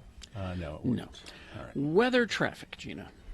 So it is chilly again this morning, but it'll warm up quite nicely. Be a high of 60 today and sunny, and we gradually get warmer through the weekend. Looks like by Monday, we're going to be close to 70 again. So, Carrie, you might not be done with your reading comic books outside just quite yet. That's good, because I got a stack. I had a delicious glass of beer out on my deck yesterday. It was beautiful out there. A few city street accidents and a couple of traffic lights not working in Salt Lake Valley, but overall, it's a great commute, especially on the freeways. The only accident I have to tell you about is northbound Redwood Road near 73rd South. Traffic goes backing towards 78th South. And what do you see? I don't know. You need to tell me. Text it to us at 33986. Every day at Subway restaurants, you get a different 6-inch sub of the day on your choice of bread with any veggies you want for a great low price at participating restaurants. Extras additional plus tax. No additional discounts or coupons. Here's boner candidate number 3. Just what has Alex Jones gotten right, Joe? Huh? Now, this is Spotify is. This is a minor part of the story. Spotify. So Joe Rogan is on Spotify now, and he has had as a guest on his show yet again. Alex Jones from InfoWars, and people are saying to Spotify, "Why don't you ban this? Why don't you do that?" You know, that's not the point here. No. Whatever Spotify does or does not do about it. Spotify is trying to stay quiet about an appearance by conspiracy theorist Alex Jones on its podcast, The Joe Rogan Experience, despite banning Jones' own podcast. So Spotify said, Alex Jones, you cannot have a podcast on our platform. Yeah, he's been kicked off of a lot of platforms. But Joe Rogan has had him as a guest several times, and I believe this is his third appearance. And so when asked about it, Joe Rogan says this. Well, this is what Joe Rogan says to Alex Jones on Spotify on his podcast. We all know that you have effed some things up. Your biggest one was Sandy Hook, Rogan said. But, you've gotten so many things right. That's why I keep talking to you about these things, and that's why I defend you, and that's why I think it's effing dangerous to censor you. According to The Verge, which is a news site, Joe Rogan boasted 190 million monthly downloads as of 2019, and he gets this piece of human trash on as a third time. And he talks to him for an hour, 2 hours, 3 hours. We need to remind people that he's a Sandy Hook truther. Yeah, that's what it mentioned that there. He said, Joe Rogan says, I know you've effed up Sandy Hook. All of the parents were in on it. The parents were in on it. It's all actors. It's all fake. coming to get your guns. That's why. But even if that were the only thing he did, it's Yeah. not. But even There's if that were the only thing he did, There's a he ton of should not be ever put on anything ever. But Rogan says, but you've gotten so many things right. That's why I keep having you on. What? What is it that you've gotten right? What is it? What, Joe? The fact that what was it? If you drink juice, it'll turn you into a. It'll make and something's making the frogs gay. Yeah, it'll gay frogs. What is it? I can't think of a thing that he has gotten right. I can't. I don't know. They're making the frogs gay. It's all these hormones in the water. That's what it is. Yeah. Talk about chemtrails. Talk about those chemtrails. He's going to eat his neighbors. He's ready to eat his neighbors. Yeah. During the apocalypse. That was the other thing. Prepared to kill and eat his neighbors. And Joe, everybody uses the word censorship so casually. It's only censorship when the government does it. If a private platform kicks you off, that's their business. And they kick you off because you lie. You make things up and you lie. Well, it's dangerous. It is dangerous, which is a problem I have with Joe Rogan, because it's not just Alex Jones that he has on his show, that people just lying blatantly. He has so many people on his show, and he just lets them go and agrees with them. And I know friends of mine who listen to it and believe it, and I keep trying to tell them, look, just because it was on Joe Rogan, no. Anyway. I used to have friends that listened to it. They're not friends of mine anymore. Boner candidate number 3. All right, let's review the first two and vote. Boner candidate number 1. I'm sad that I have to hide the real me. Kylie Jenner, I have so much more that you just don't see. I have to hide it. Boner candidate number 2. This is boys football. You got that, princess? This young girl testifying that she was really discriminated against and treated poorly when she was playing football at one of the West Jordan High School. And boner candidate number 3, just what is it that Alex Jones has gotten right, Joe? Okay. Here we go. This is round 1 of your boners. You've got to decide of these 3 candidates which one is the worst, which one deserves to go forward to boner fight and possibly become boner of the day. All right, if it wins here, it'll go up against the winner of round 2's voting. That'll happen at 8:20 with 3 different candidates. We'll take the winner of each round and put them against each other at 9:20 this morning. That's when you'll decide boner of the day with boner fights. So right now you got to pick your champion for round 1. Send one of these forward. Here we go. 1, 2, or 3. Remember your candidate number, the one that you think should win. Put that single digit, that's all the computer needs, in the message of a text. Text that to 33986. Or you can call the producer's booth at 877-602-9696. Speak to a real human being. Or go x96.com online. Look for the box that says Boner Voting October 29, 2020, and vote there. If you don't see the box, refresh. Okay? All right, it'll get there. You have until the end of these messages to do so. This is round 1. New Dwello Homes. Yeah, now there are grants available for down payment assistance on a new home. It doesn't have to be a brand new construction home, just a new home to you, and you don't have to be a first-time home buyer either. You can get up to $15,312 or 3.5% of your purchase price to buy a new home. Just text the word MONEY, M-O-N-E-Y, money, to 62687. That's money to 62687. You don't need to be a first-time home buyer, as I said, and these grants are completely forgiven within 6 to 36 months. You need a credit score of 620 or higher to qualify, and 2 years of school or work history. That proves you're stable, and those are about the only requirements, really. If you want to find out what all the requirements are, there are a few other little things. Text the word MONEY to 62687, and New Dwello will text you the requirements for the grant program. It's time for Beat Gina, the game show that always assures there's a peaceful transfer of power. When the game is decided, you can be sure that Gina will peacefully hand over a prize, deserved or not. So join in the fun, and don't worry about losing your precious game show democracy when you listen to Beat Gina. And now, Here he is, the defender of game show democracy, the host who fights for the truth, the justice, and the game show way. He won't let the show fall into chaos. No, he's the one, the only, Kerry Smilin' Jack Jackson. Oh, thank you, Johnny. Thank you so welcome. much. Good to have you back. It's good to be here. Well, It's let's good to see. be anywhere.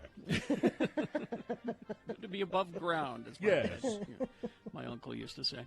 All right, we do have a contestant on the phone. We tossed a coin off air to determine that Scott will be our contestant. And Scott, are you there? I am here. Thank you.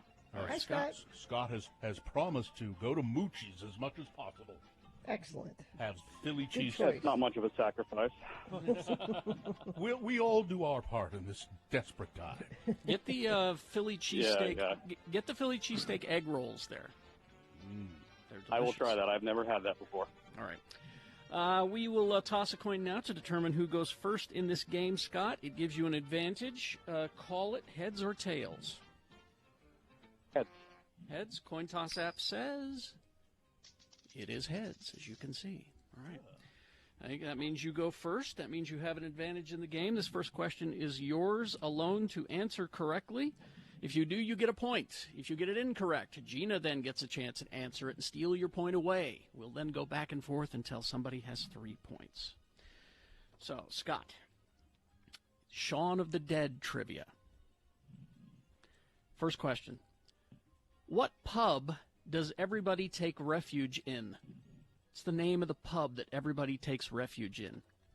Is it A, the Winchester, B, the Dorchester, C, Squatters, or D, the Sun Trap? I'm going to go with A.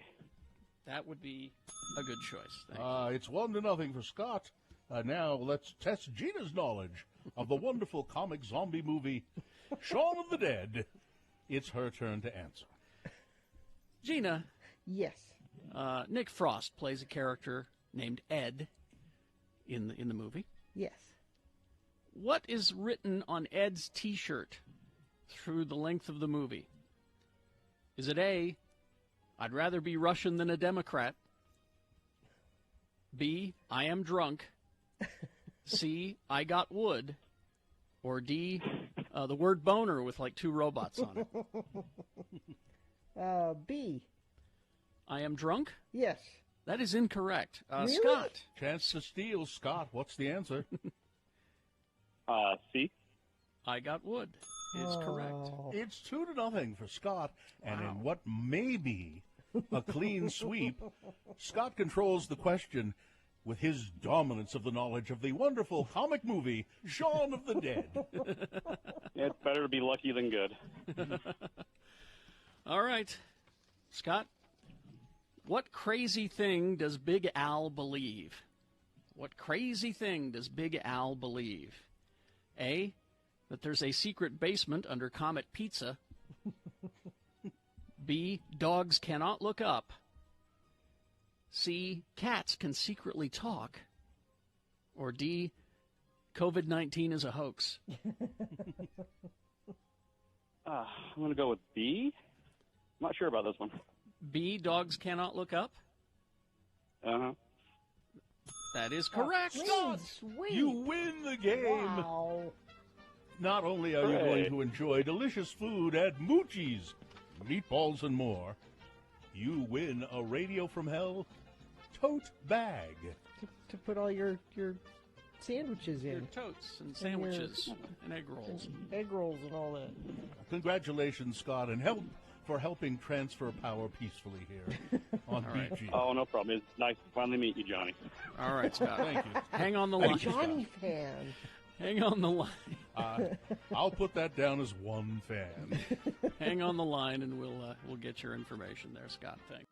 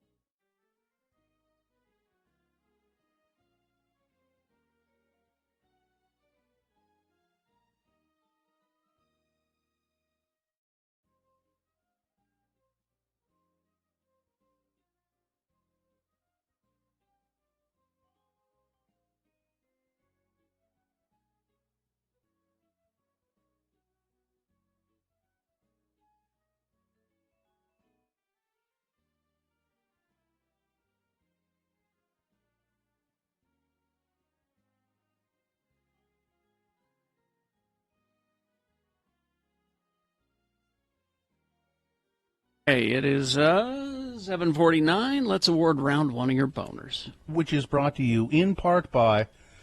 Oh, I meant to look up the name of this dish that I made. It's it involved buttered egg noodles. I'll tell you that. You eat a lot of things that you don't know what they're called. Well, this is the first time I made have it.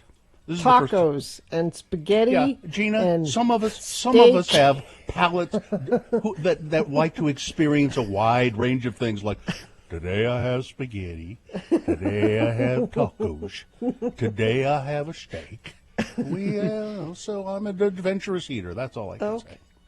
And if your home or business isn't getting Santa-lasted once a month, then you're wasting time and money. For 30-day protection, find them at Santalast.com or on social #Santalast. I'll have the name of that dish for you next time. Thanks. So we had boner candidate number one, which is I'm sad that I have to hide the real me. I know, Kylie Jenner, everybody's sad, but nobody voted for you, really. No. Boner candidate number two, this is boys football. You got that, princess? It's a girl who was playing football at West Jordan High School. She was legitimately on the team. Now, whether you think that's a good idea or not does not justify the way she was treated by the boys and the coaches, who called her princess and who made her a change in the boys' locker room at away games. And I found out the situation with that is how little I know about sports. It just shows. Because I said, isn't the girls' locker room just usually down the hall? Well, they have the visiting team use the girls' locker room. They could have had her use like a faculty. They could have bathroom. Yeah, they could have. But that makes sense though. Yeah. And then boner candidate number three. Just what has Alex Jones gotten right, huh? Huh, Joe Rogan, who's had him on his show yet again on Spotify. Zoe won a boner T-shirt, and the winner was boner candidate number two. This is boys football. You got that, princess? Okay, there we go. That's your winner of round one. It goes forward. Might be boner of the day. Round two coming up at 8:20. 3 more candidates there. We get a winner there. And then we'll take both of the winners and put them against each other. You'll decide boner of the day at 9:20 with boner fights. All right, Mayor Erin Mendenhall is on the phone. The Salt Lake City mayor herself. Good morning. Hi. Good morning. Hey, Mayor Mendenhall, what is the Wellness Bus? The Wellness Bus is a mobile COVID testing operation that previously did other kind of wellness checks through the University of Utah Health. Then when the pandemic came along, they transitioned it, and now they can go right into neighborhoods, and it's free testing, but you do need to call in advance to get a scheduled testing time. I see. And I just noticed, because I noticed on your Twitter feed that it says Thursday, the Wellness Bus is testing for COVID from 9 a.m. to 1 p.m. at the Utah Pride Center on 1380 South Main. So, yeah, I don't mean to throw you a curve, but do you know how to reserve yourself a spot there? But who do you call? By the end of this call, I will have a phone number for you. All right. So what would you like to discuss here in terms of what's going on in the city? Well, we could. Do you want to talk a little bit more about COVID? We had yeah, sure. 10 new deaths yesterday. Mm-hmm. That unfortunately tied for the previous record of deaths in the state. And 1,575 new cases. Salt Lake County was almost half of those, about 700. Wow. And I was talking earlier, Mayor, about how Salt Lake City specifically bears the brunt of caring for those patients, not just from Salt Lake, but from all over the state and even neighboring states. We'd have to take patients. That's right. We have more than 80% of the ICU beds in the state here in Salt Lake County. And last Friday, when I had a press conference with doctors from the University of Utah who expressed they were at capacity, but their exhaustion, that they take cases and they take patients for a lot of reasons, but COVID included, from Idaho, Nevada, Wyoming, and even farther neighboring states. So the needs here, they're extreme.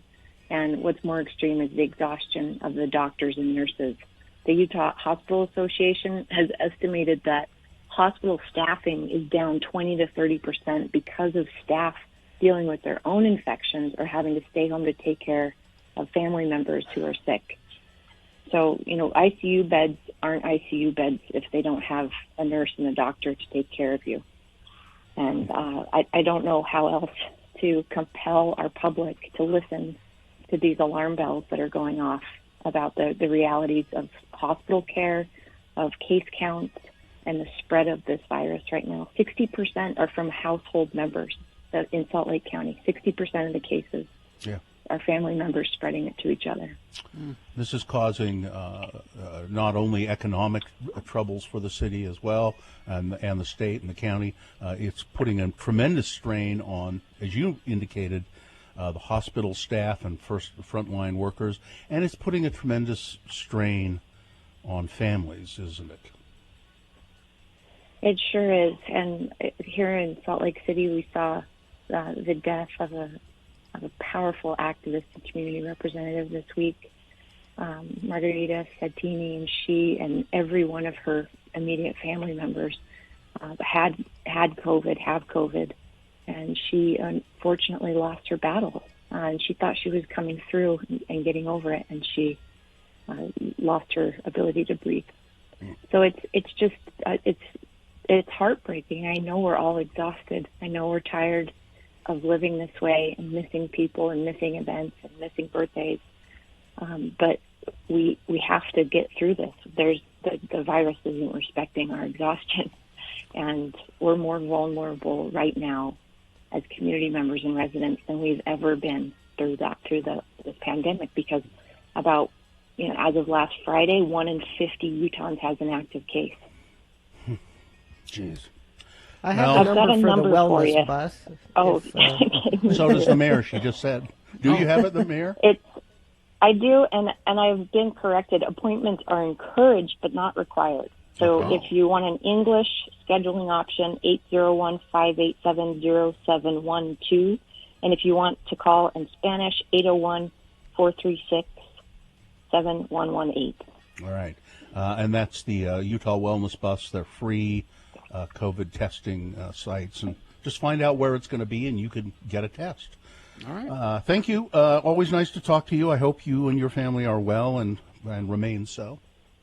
Thank you. We are, and you take care, be well, and I appreciate the time to talk to you. Right. Thank you. Bye-bye. Thank you. All right. Traffic, Gina, please. Yeah, so we've had a fairly light morning commute-wise, which is great, and friends of the program haven't sent me in anything lately, but you can at 33986. We do have another crash on Redwood Road, 73rd South. This time it's in the southbound direction, nearly the same spot as the crash northbound Redwood Road, not causing as many problems, but in the same area. If you do see something, please text it to us, 33986, and I will pass it along. If your home or business isn't getting Sanilasted once a month and you're wasting time and money for a 30-day protection, find them at sanalast.com or on social #Sanalast. All right, we'll take a break. We'll be back. Sean Means has 3 scary movies that you can watch coming up, and they're new.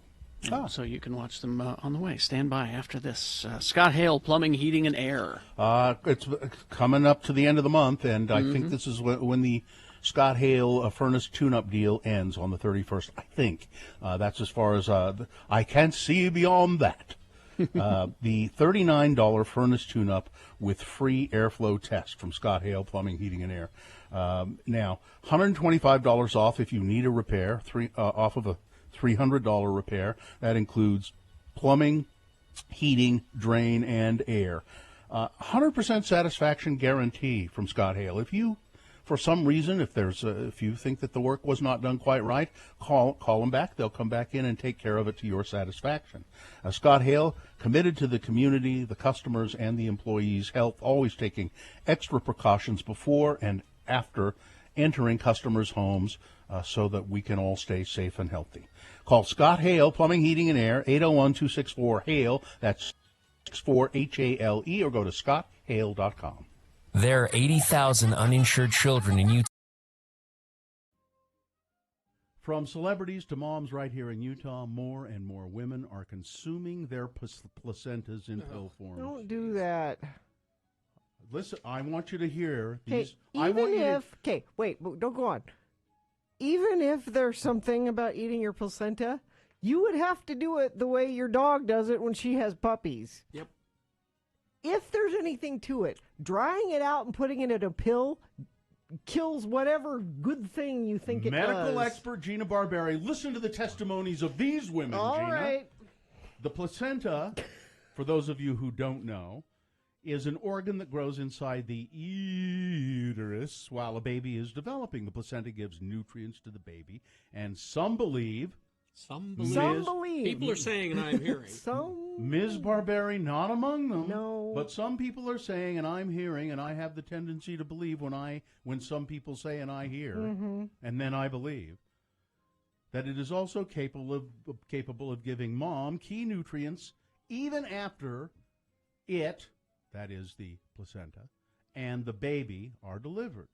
Quote, so what happens is, studies show that about 72 hours after delivery, once the placenta is delivered, hormone levels drop, said Rachel Talley, a midwife, Gina, and herbalist. Are you either of those two things? Wow, a midwife and an herbalist. Are you? I am neither of them. All right then. Are there any, I want you take out your credentials and show me. Are there any doctors or scientists around? Carrie? Studies, Carrie? Studies? Studies Herbalist, say, herbalist. according to this midwife And a Midwife study, and a, herbalist, a study could be, you know, Okay. I've studied things, and that's. it takes 4 to 12 weeks statistically, said an herbalist and midwife, for the body to and the endocrine system to start producing these hormones again. So what we're really doing is natural hormone therapy. After Miranda Hansen delivered her second child, she said she felt the despair of postpartum creeping back in. The first 5 days was like a flashback, she said. But after taking her first placenta pill, she says, so here's evidence right here, Okay. the symptoms softened in just 20 minutes. It was like this fog that was lifted, she said. It was like a breath, like it was totally like, I could just like feel like it was clear. It was Couldn't like possibly be that amazing. you were thinking that would happen, so it happened. Oh my That you were God, sold. you are so negative. Miranda says she bonded with her baby, got back on her feet quicker, and dropped her baby weight faster after taking the pills. Other moms, like Melinda Dratchell, also weighed in. I'm a big fan of Western, like modern medicine, she said. I'm all about the epidural, which I know you are, Gina. Big fan of the epidural. But she said the placenta pills worked for her. It was a little strange at first when I started And talking. they kept the taking them. cougars away, and they kept. Rachel Talley midwife and herbalist, charges. What are you charging for this advice, Gina? Huh? It's free. She charges $250. Okay. How much and does she that's what it's charge? worth. And that's what it's worth. How much does she charge? I'm That's curious. what your advice is worth. Because her advice, midwife and herbalist, $250 for her services. She said a placenta typically yields about 200 to 300 pills. Some hospitals won't release the placenta, but if they do, and if it's handled correctly, the health department said they don't see a risk in consuming your own placenta, but they do caution folks not to share their placenta with somebody else. Please let me have some of your No. placenta. No. Come on. No, don't share. No placenta sharing out there. Okay, Rachel Talley, midwife, herbalist, and placenta encapsulator. And making money off of it. She is. Wait, that couldn't possibly have anything to do. She is a placenta encapsulator as well. A placebo encapsulator. Yeah.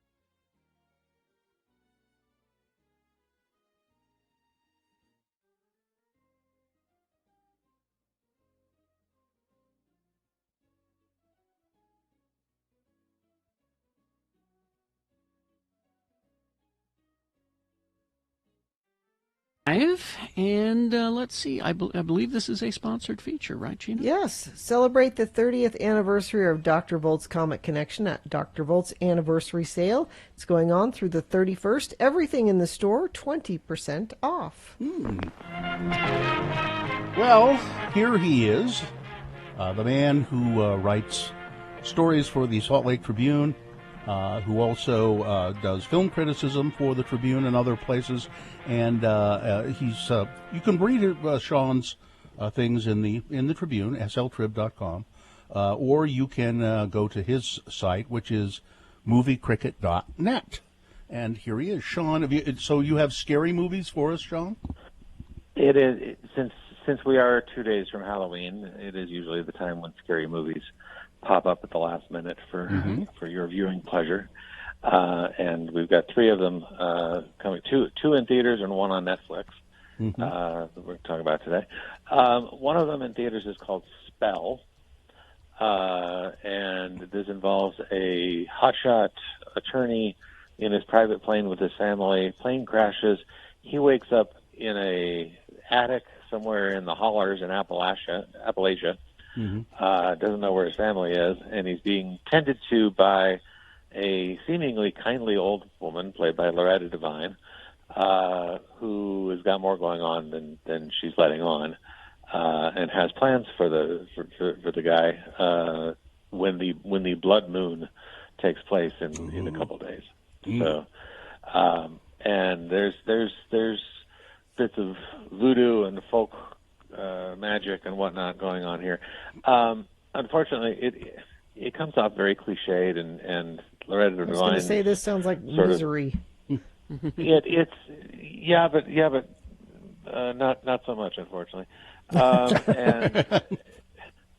And he just especially all these all the cliches of hill people and so on just really takes away from any really enjoyment.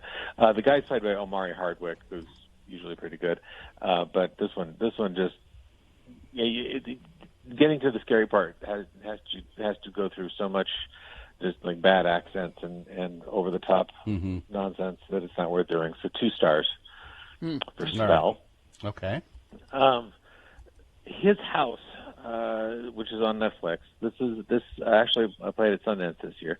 You have a couple who are refugees from South Sudan, have gone through much hardship and including losing their daughter on the boat crossing the Mediterranean.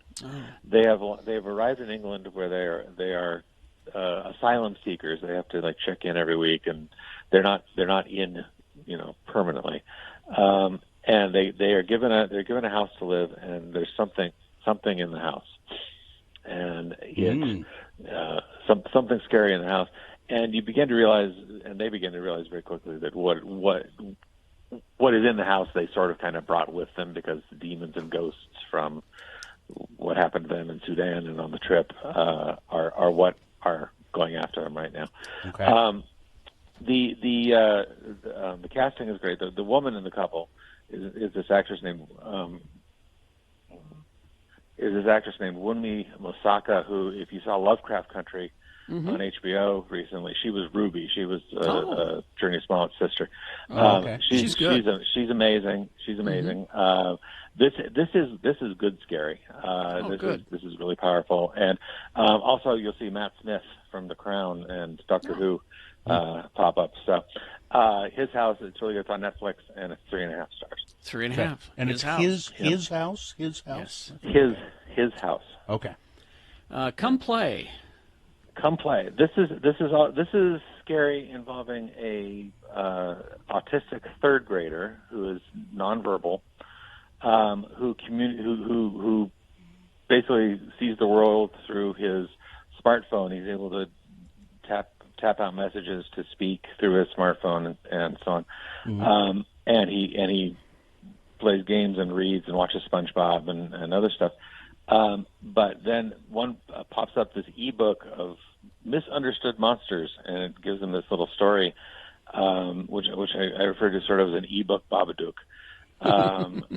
And as he reads the story, the creature that's in the story starts to come alive and Ugh. make its presence known in the house. And and having this boy being, tormented by this thing, and having the difficulty of trying to make his parents, who are played by Gillian Jacobs and John Gallagher, make his parents understand what's happening. Mm-hmm. It is. Yeah, it that's is a very well different done. kind of scary. That's a Yeah. different. Nobody understands Exactly. me. I'm trying to tell you something. Yeah. Exactly, and I like that the movie gets right a lot about autism. The SpongeBob thing is actually a major sort of plot point in the story, and Really? it's fascinating, and it's true to what science knows about autistic kids. And there was a documentary about autism called Life Animated about a boy who was able to communicate with his parents via Disney movies. I remember that. I'm guessing that the people who made this movie saw that movie and got some ideas. This is very cool, very very sharp. Gillian Jacobs is great. She's really as the mom. She should do more. She is. I mean, you should see her more. She's really a good actress. Mm-hmm. Yep, all those years in Community, we loved her for that. Yep. Anyway, this is very cool. It's one of the rare instances where a PG-13 horror movie actually is scary. Oh. It's just really great atmosphere and great, well put together.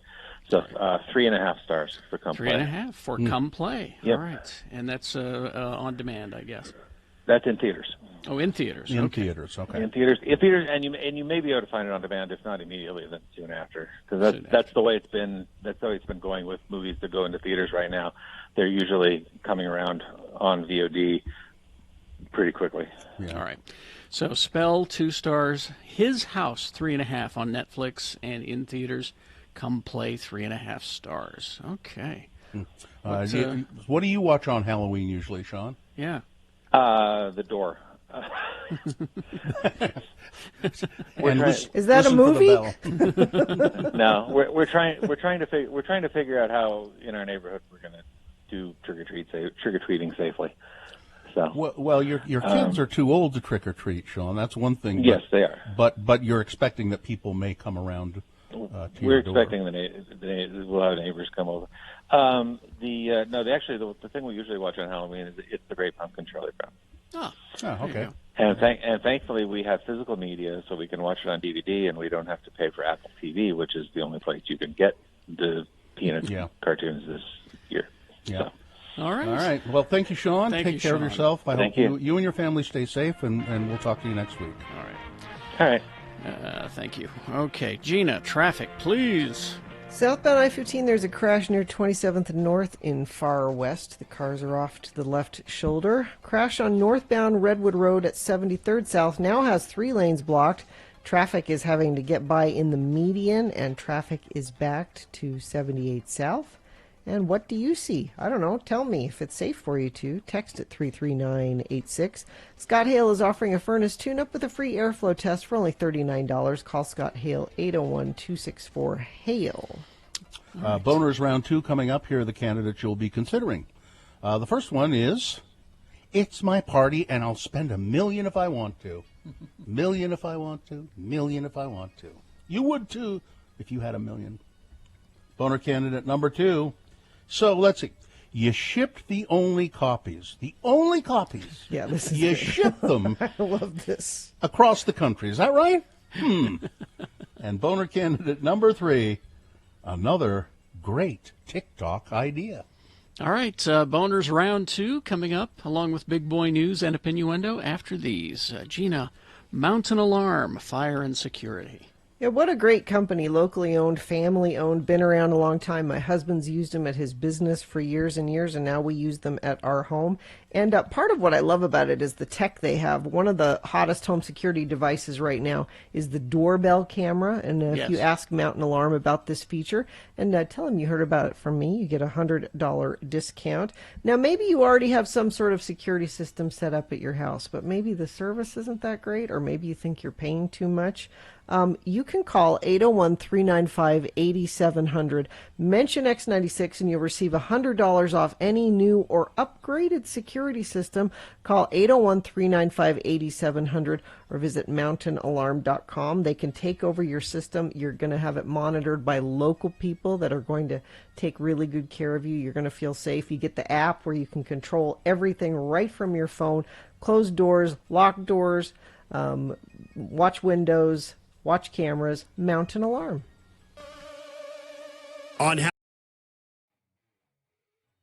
So the other day, my husband makes a pronouncement. Dr. Jones, he says, our family is going to start a new bedtime ritual, and it involves golden milk. Can you do this while you're clothed? Yes. Okay. And I said, what is golden milk? Now, I've heard of it. Then you brought it up yesterday, and so I looked it up, and I bought the ingredients for it yesterday. Because it sounds delicious, doesn't it? Golden milk is a traditional Indian drink that has its roots in Ayurveda, health practices, ancient healing, a blend of hot milk and ground turmeric. Now, this recipe that I have, shall I read it and see if it's similar to your husband's? Yeah, let's see what yours. So it goes on to talk about the benefits of golden milk. Turmeric is a known anti-inflammatory. Which is a good thing to have before bed. Yeah. So you take a cup and a half of light coconut milk. Canned is best, but carton works fine, that says. 1.5 cups of unsweetened plain almond milk. 1.5 teaspoons of ground turmeric, a 1/4 teaspoon of ground ginger, or fresh if you would care to do that. There's a way to do that. 1 whole cinnamon stick, 1 tablespoon of coconut oil, and a pinch of black pepper. Then sweeten it with anything pretty much you like. It suggests here coconut sugar, stevia, I guess stevia is like non-caloric. Yeah. Or maple syrup, which sounds kind of good to me. We did honey with ours. And then you just put it all together in a pan and heat it up and then drink it. And a twist of black pepper, which sounds kind of weird. No, that's what I read that. Yeah, to finish it on black on the pepper. top. Sounds And good. It's so you've bought it. You haven't made it yet. I bought all the ingredients. I was going to make some last night, but I didn't do it. It was delicious. However, it has turmeric in it. Yeah. Which stains everything it touches. Yellow. And I said to Mohammed, you have to drink this at the counter. You can't carry it into the living room. You can't take it to your room. Yeah. Your golden milk has to be. And he said, well, I want to go sit by the fire. And I can see what, because, you want to sip a little hot drink by the. No. You have to sit. And so did he? He did. Okay. And managed to stay in things anyway. And we all finished our golden milk, and we all liked it. There's something about it's the old thing of having a warm milk before bed. It says here it's creamy, comforting, coconutty, and it has a ginger infused, slightly spicy and sweet flavor. It's delicious. But I looked at all of our cups after. Yes. And they were all orange. No, you need to use black cups. And I said to the kids, if this becomes a nightly Jones family tradition, I'm going to have to supervise the drinking of it as well as the teeth brushing after it, because we're all going to end up with orange teeth if we're not careful. Here's what you need to do is make sure you drink it. Use the same cups every time, so it doesn't matter if they're stained. These are our turmeric golden milk. These are the golden milk cups. Yeah, golden milk cups. Yeah, I can't wait to try it. I think I'll make some Indian food tonight and then have it after dinner. I think you'll love it. And it sounds great. I actually took mine and had it in the bathtub and sipped it. I told you have to have it at the counter. You cannot take it to the bathtub, as nice as that may be. Yeah. No, it was. I don't understand lovely. why there's a double standard for parents and children, and there just shouldn't be. That's not fair. There shouldn't be? No. I paid for all the things in the house. If I spill turmeric on them, I paid If for my it. kids spill turmeric, it's been a long-standing rule. If you spill turmeric on something, you pay for it. You turmericed it, you bought it. So that's on a day like today when it's kind of snowy and overcast. Just think of ending your day with a nice cup of golden milk. Just look up golden milk. You'll find any number of recipes. I've just come to the conclusion that your husband is a hippie that showers regularly. Yes. I don't. He is. Are you sure about the showering Yes. thing? He is.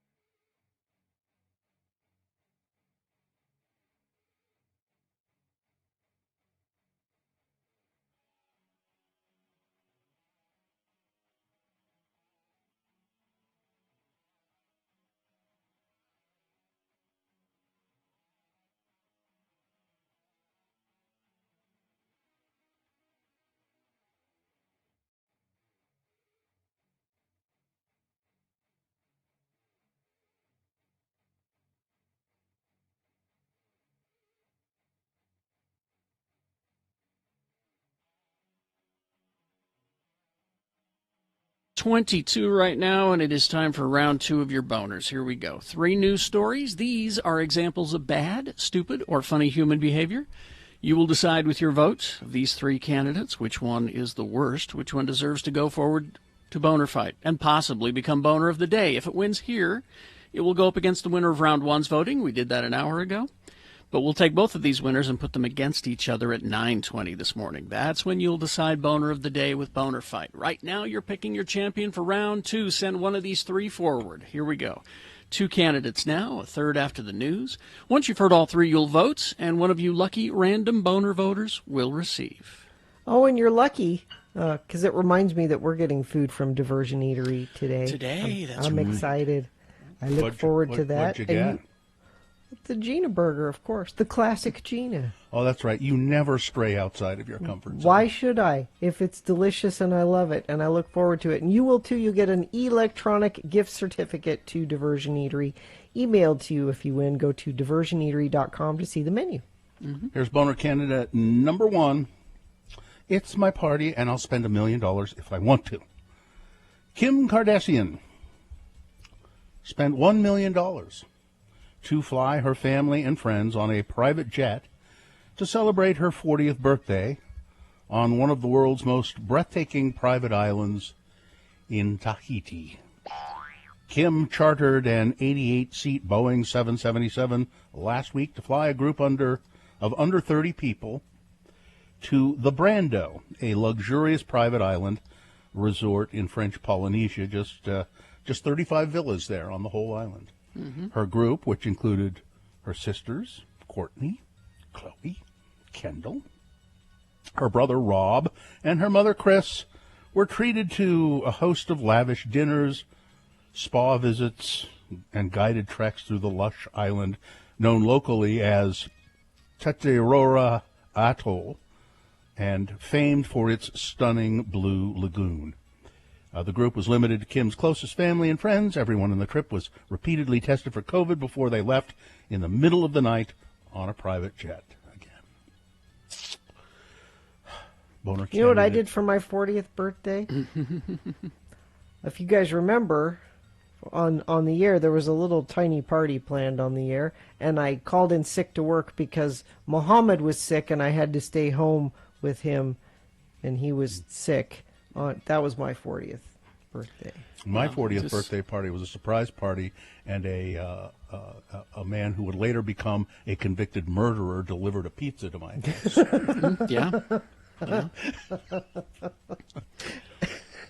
This boner candidate, because she's with the world the way it is, Yeah. kind This of is not the time. This is not the time to be. Yeah. Here's Boner candidate number 2. So you shipped the only copies across the country, right? Is that what you're telling us? Twitter users are laughing, and many other people are laughing at Fox News host Tucker Carlson. He told his viewers that he had some very important papers related to his conspiracy theory surrounding Hunter Biden, the son of Democratic presidential candidate Joe Biden. But the papers that he had, these important documents, were lost. And so Mr. Carlson, Tucker Carlson, has concocted yet another conspiracy theory to explain the disappearance of these documents. Oh, well. He claimed that a source gave the Fox News show damning documents about Biden on Monday. Carlson's producer shipped the documents across the country via what he called a brand name company, like UPS or something, or FedEx. He went out of his way not to mention their names. Right. I watched the clip. Yeah. But the documents never arrived. Instead, the shipping company said that the package had been opened and the documents were missing. The shipping company launched a search and called in security to interview everyone who touched those documents, Carlson said. They went far and beyond, but they found nothing. Those documents had vanished. He said the unnamed company executives are baffled and deeply bothered, and so are we. Now, Tucker Carlson could not explain why these very important, significant documents, one of a kind, no copies, why they were shipped across the country with no copies being made. Yeah. No, these. God. Well, listen, our printer was out of paper. Okay. And I lost my thumb drive. I don't remember how to scan things. Boner my candidate. dog ate the evidence. Yeah, this is the ultimate my dog ate the homework. Boner candidate number 2. You ship the copies, the only copies, you ship them across the country, huh? Right. Coming up in a moment, Boner candidate number 3, another great TikTok adventure. What is it? A TikTok idea. All right. Candidate number 3 for round 2 after this big boy news and opinioendo brought to you by Saturday, October 31st, help a local student in need at the Halloween Tech or Treat donation drive-thru. Donate your old laptop, desktop, or iPad at Spy Hop on 208 West 9th South. You can learn more about the Spy Hop Tech Liberation Project at spyhop.org. Tragedy. Oh? He was one of a kind. He truly was. He was an original who once shot a man in the face. He will be missed, especially he will be missed by Norm Macdonald. Billy Joe Shaver suffered a massive stroke in Waco, Texas. He died yesterday at the age of 81. Country music singer-songwriter Billy Joe Shaver, whom Willie Nelson once called the greatest living songwriter. Wow. Can't say that anymore, can you, Willie?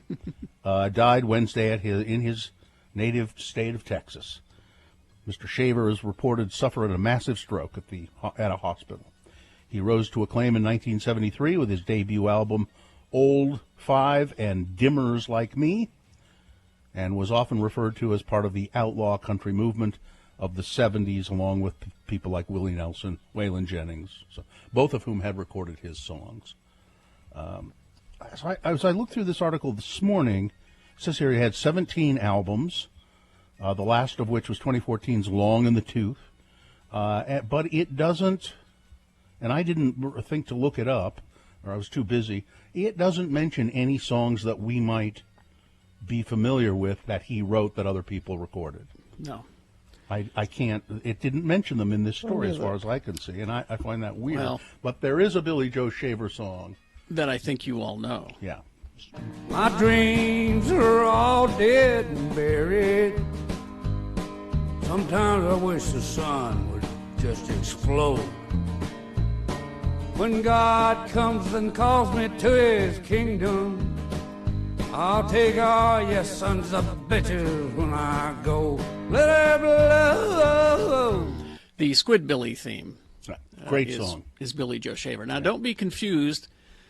this is a different guy than who does the voice of Early Kyler on the show. Mhm. That's Unknown Hinson. He is also a country singer. Yeah. And a racist. Yeah.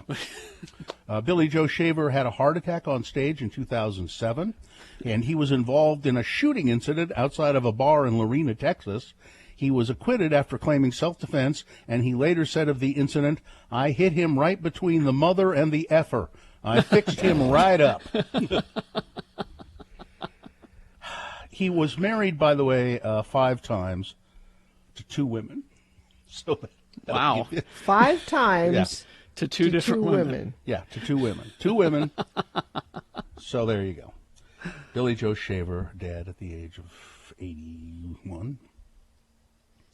Well, if you are maskless at an airport or on the subway or a bus depot in New York City, then they say they're going to fine you. $50 fine. There have been posters and signs and so forth warning people that this was going to happen, and now they say it definitely will. The mandate comes as New Yorkers and New Jerseyites are trying to prevent a second wave of the coronavirus as cases and hospitalization figures rise. New York City alone has reported 24,000 virus-related deaths. 24,000. Almost 2/3 of the state's total. The Port Authority will continue to put primary emphasis on voluntary compliance, the statement said, but they're going to say we're going to start fining people $50 a pop for not wearing their masks. The state's largest restaurant industry group is gearing up to press the Utah State Legislature to allow a cocktails to go program in an effort to keep struggling businesses afloat through the COVID-19 pandemic. We've lost 450 restaurants in the state that are never going to open again, and now we need to be able to say, look, if we want to stop the bleeding, we can't just put a Band-Aid on this. We have to do everything we can to help these businesses survive. That's according to Melva Sine, the head of the Utah Restaurant Association. The group has been working to get lawmakers to allow curbside alcohol sales in the face of the $3 billion industry-wide losses in the state. Yes, Jerry? Now Derek Kitchen has a point, and the Restaurant Association should listen to him. We shouldn't refer to these as cocktails to go, because all the DABC is going to hear is, you're going to drink and drive. You're going to drink and drive. We need to point out that they're sealed somehow. So we need to rephrase this so that they don't immediately reject it because of the title.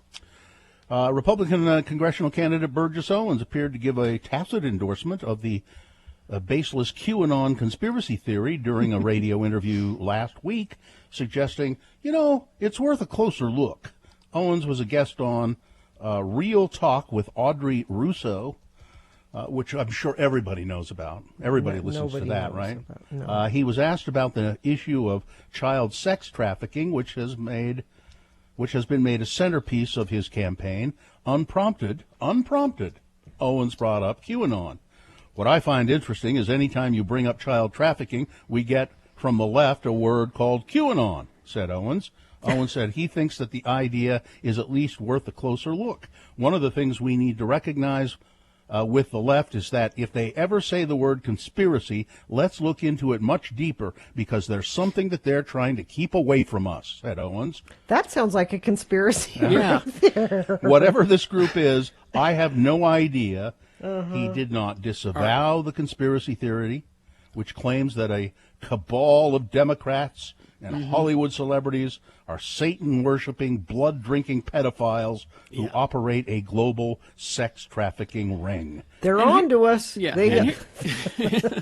Tom Hanks is our leader. And I would just say to Burgess Owens, you've been asked about QAnon, I can't count how many times, and your answer is always the same.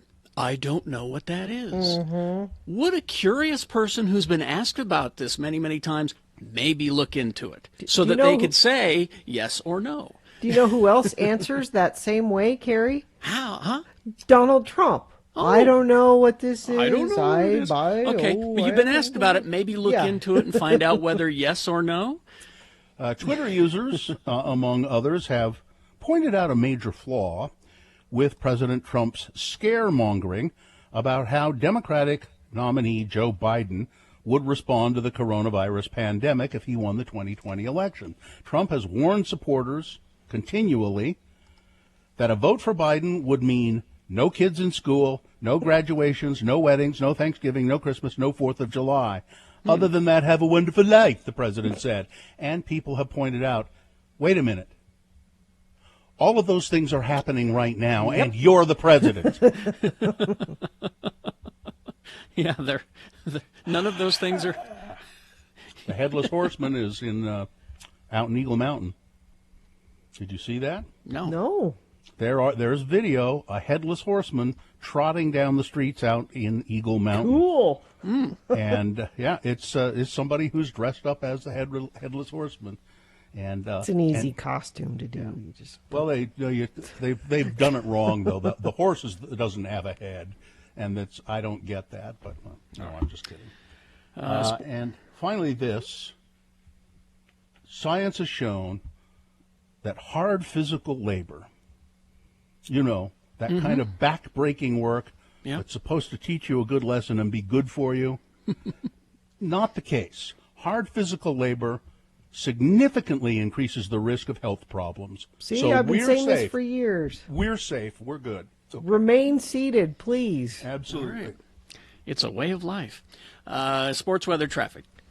On Wednesday, Gail Miller said that 2020, like much of her life, has been an unexpected journey, with the latest unexpected moment being the sale of the Utah Jazz.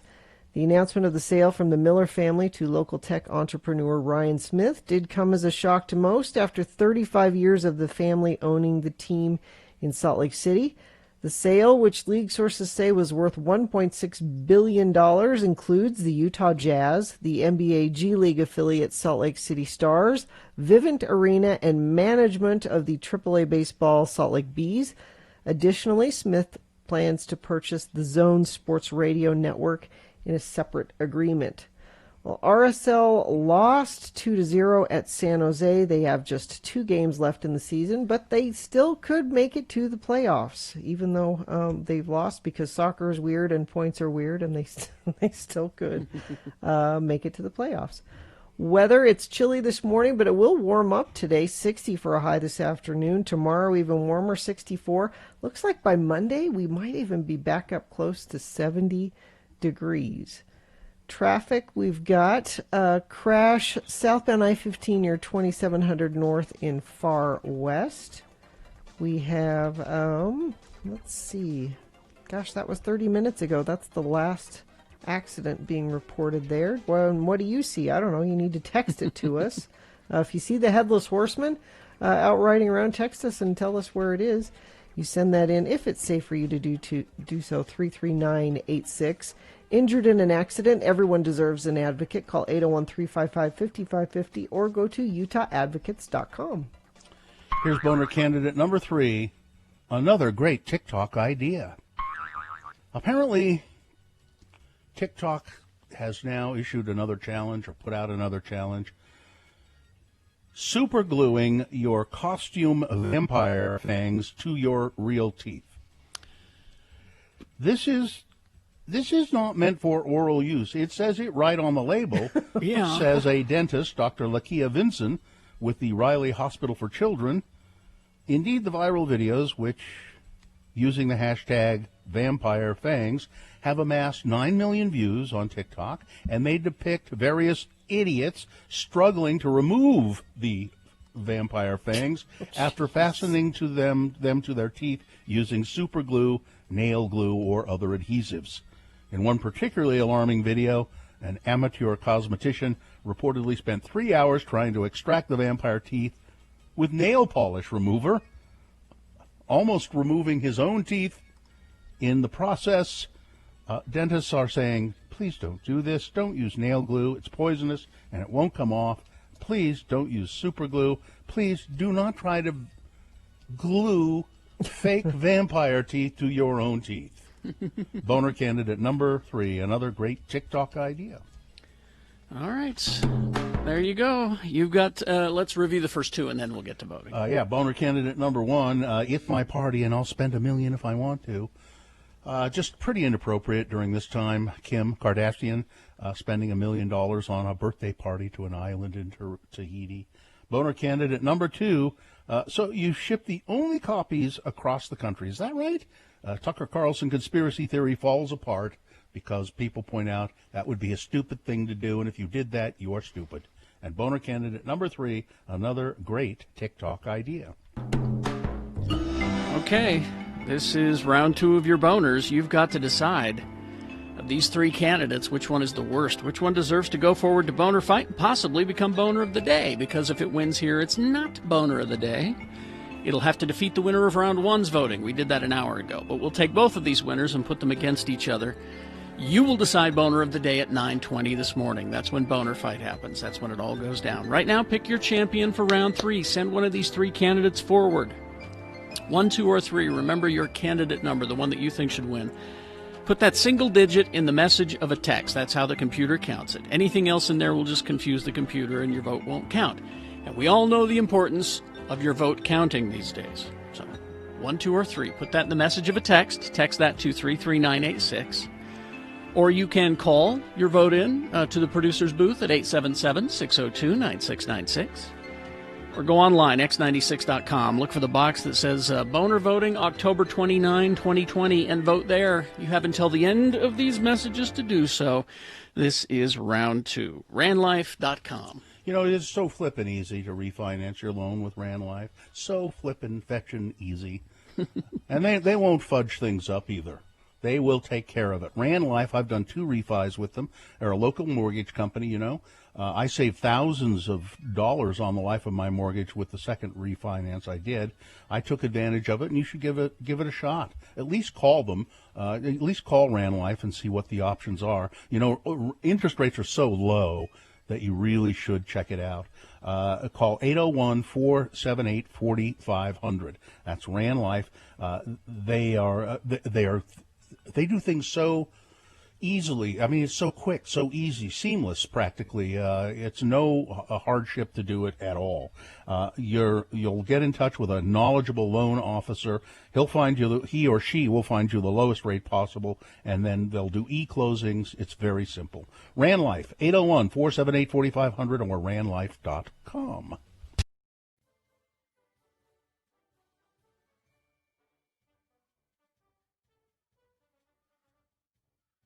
So I saw this story too this morning, and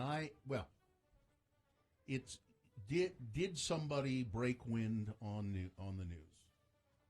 It's what is that sound? Is what we're playing. It's a game. So see if it sounds like that to you. Right. This is during an interview with Democratic Representative. How do you say his name? Swalwell. Swalwell. He's being interviewed by Chris Matthews on MSNBC, and you've got the audio. I've got the audio, so we'll start off with Chris, and then he'll talk, and then you'll hear the fart during Eric Swalwell's response. Who were on the phone listening to the president talk about this swap of dirt for U.S. military aid. Chris, so far the evidence is uncontradicted that the president used taxpayer dollars to ask the Ukrainians to help him cheat an election. And the complaint that I've heard... Okay, one more time. There we go. Evidence is uncontradicted that the president used taxpayer dollars to ask the Ukrainians to help him cheat an election. And the complaint that I've heard... Who were on the... Now, so the internet, the Twitter, and all of that went crazy. Yeah. So who farted on the... Now, they say... Chris Matthews tweeted out saying that it was a coffee mug scooting across a table. Which it probably is. It could be. But it also sounds to me like a wooden stool leg scraping across the floor. Mm-hmm. I think it's more likely one of those things than a fart. I thought it was somebody just farting around. Somebody just put that in there. That's what it seemed like to me. Added it to it? Yeah. No. Well, no, they said that it happened during the broadcast because if you look at Swalwell's face, he kind of grimaces a little. Oh, I didn't notice that. What was that? Well, then it was him. It was Swalwell. And that he was says, a Democratic fart. He said, no, it wasn't me. I don't know where it came from, but it was funny at the time, and that's why I smiled. Well, let's see. They say the smeller's the feller. Well, what does it mean, the listener? The listener's the what? I don't know. That's what I'm trying to... The hearer's is the bearer? I don't know. I thought he who smelt it dealt it. Well, it doesn't indicate that he smelt it. It indicates that he heard it. Yeah, so we don't know if he dealt it. Fox smells his own hole first. That's what they say. Taxpayer dollars to ask the Ukrainians to help him cheat an election. And now he pauses a little bit there. Yeah, just kind of because Well, he's that's why sneaking it. He thought he could sneak it out. He kind of goes, "Whoa, what was that?" Huh? Although, wouldn't he'd sort of have to have a microphone near his. We don't know if it was whether ventilator. it's his or Chris's, because they leave Chris's mic on as well. Oh. So Well, what Chris is claiming is that it was his coffee mug going across the top of the table. Okay, then it's Matthews, and you can look at him. He's a farter. He's a farter. Yeah, he gets too excited about stuff, and the president used taxpayer dollars to ask the Ukrainians to help him cheat an election. And yeah, that Cheat, pause. That pause is that tells me he knows it's coming. The pause is unfortunate. That tells me he knows something's happening. Boy, you mean like he leaned up?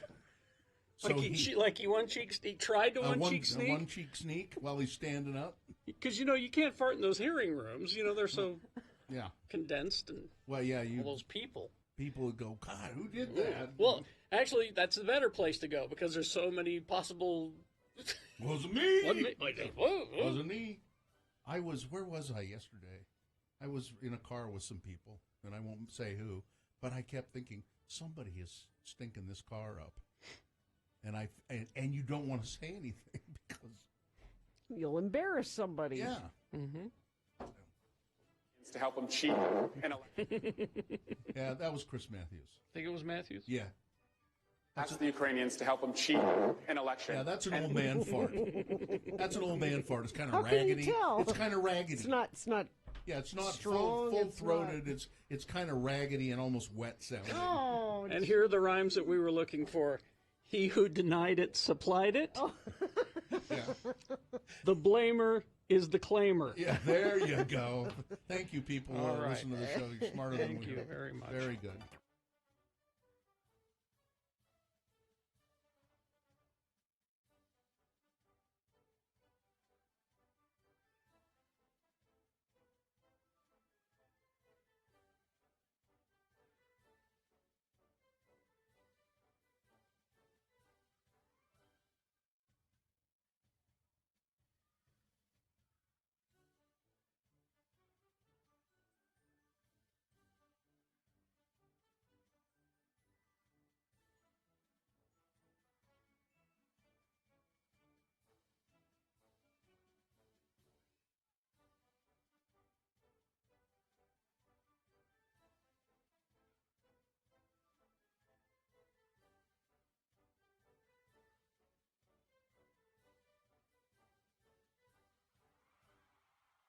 Okay, let's award round 2 of your boners. And it's brought to you in part by Chicken Kapama. Are you not entertained? Haster Games has a huge inventory of great board games, magic, and more. Haster Games, 6831 South State and HasterGames.com. Call ahead for curbside service. So that time I knew the name of the dish. Chicken Kapama. Delicious. All right, we had boner candidate number 1. It's my party, and I'll spend $1 million if I want to. Kim Kardashian spending $1 million on a birthday party recently, 40th birthday party, flying her friends and family on a chartered Boeing 777 to an island. All this, just doesn't look really good when what's Read the going room, on. Kim. A boner candidate number 2. So you ship the only copies across the country. Is that right, Tucker? Tucker, you are. He always looks like he just smelled something bad when he's talking. And then boner candidate number 3, another great TikTok idea, gluing fake fangs, those cheap plastic fangs, gluing them onto your real teeth with super glue. Don't do that. Tony won a Diversion Eatery gift card, and the winner was Boner Candidate number 2. So you shipped the only copies across the country, right? See, all we have to do is make up a scandal, and it affects people's votes. Oh, I heard bad things about this whole Hunter Biden thing. Yeah. And then you don't have to produce the evidence. You can just talk about it. All right. Because you just put it out there. You put it out there, and it makes it real in these days. All right, so there you go. That's your winner of round 2. It now goes forward to Boner Fight. It goes up against the winner of round 1. You will decide who Boner of the Day is at 9:20. That's when it all goes down. Now, I have here Yes? some Jeopardy. These are actual Jeopardy answers that were on the show. Was it Jeopardy questions? No, it's Or answers. Because that's how Jeopardy works. Yeah. Yeah. That's right. And Okay, you got give it. the question. Mm-hmm. And I thought maybe we could play. I mean, because they're all horror film based, and, Okay. and Katie can play. But maybe Bill and Carrie, you want to bring in too. Okay. Okay. All right. All right. Let's see how we do. I guess to ring in, what do we want to? We'll just Say your name. Just say your name. Answer number 1. Oh wait, I need a mustache here. There we go. No, he's been mustacheless lately. Don't worry. Oh, about okay. it. I'll take Yeah. it off. Dream Warriors is the subtitle to Bill. the third. What is Nightmare on Elm Street? Wow, Wow. that Okay. was fast. Okay, number 2. Both a 1999 film and its 2016 sequel feature found footage exploring Bill. this. What is the Blair Witch Project? Wow. Yep. Okay, number 3. In this film, the man-eating plant Audrey. Bill. What is Little Shop of Horrors? These are so easy. And I'd like to point out that when I watch Jeopardy, I never play along. I just watch. Never? That's kind of what I'm doing right now. A marriage-minded monster awaits this title creation in the 1935 Carrie. horror Bill. class. Oh, Carrie got it. It would be Bride of Frankenstein, right? Yes. Okay. Come on, Katie. Oh, I'm slow at this, but I know all these answers. Here, you'll get this one.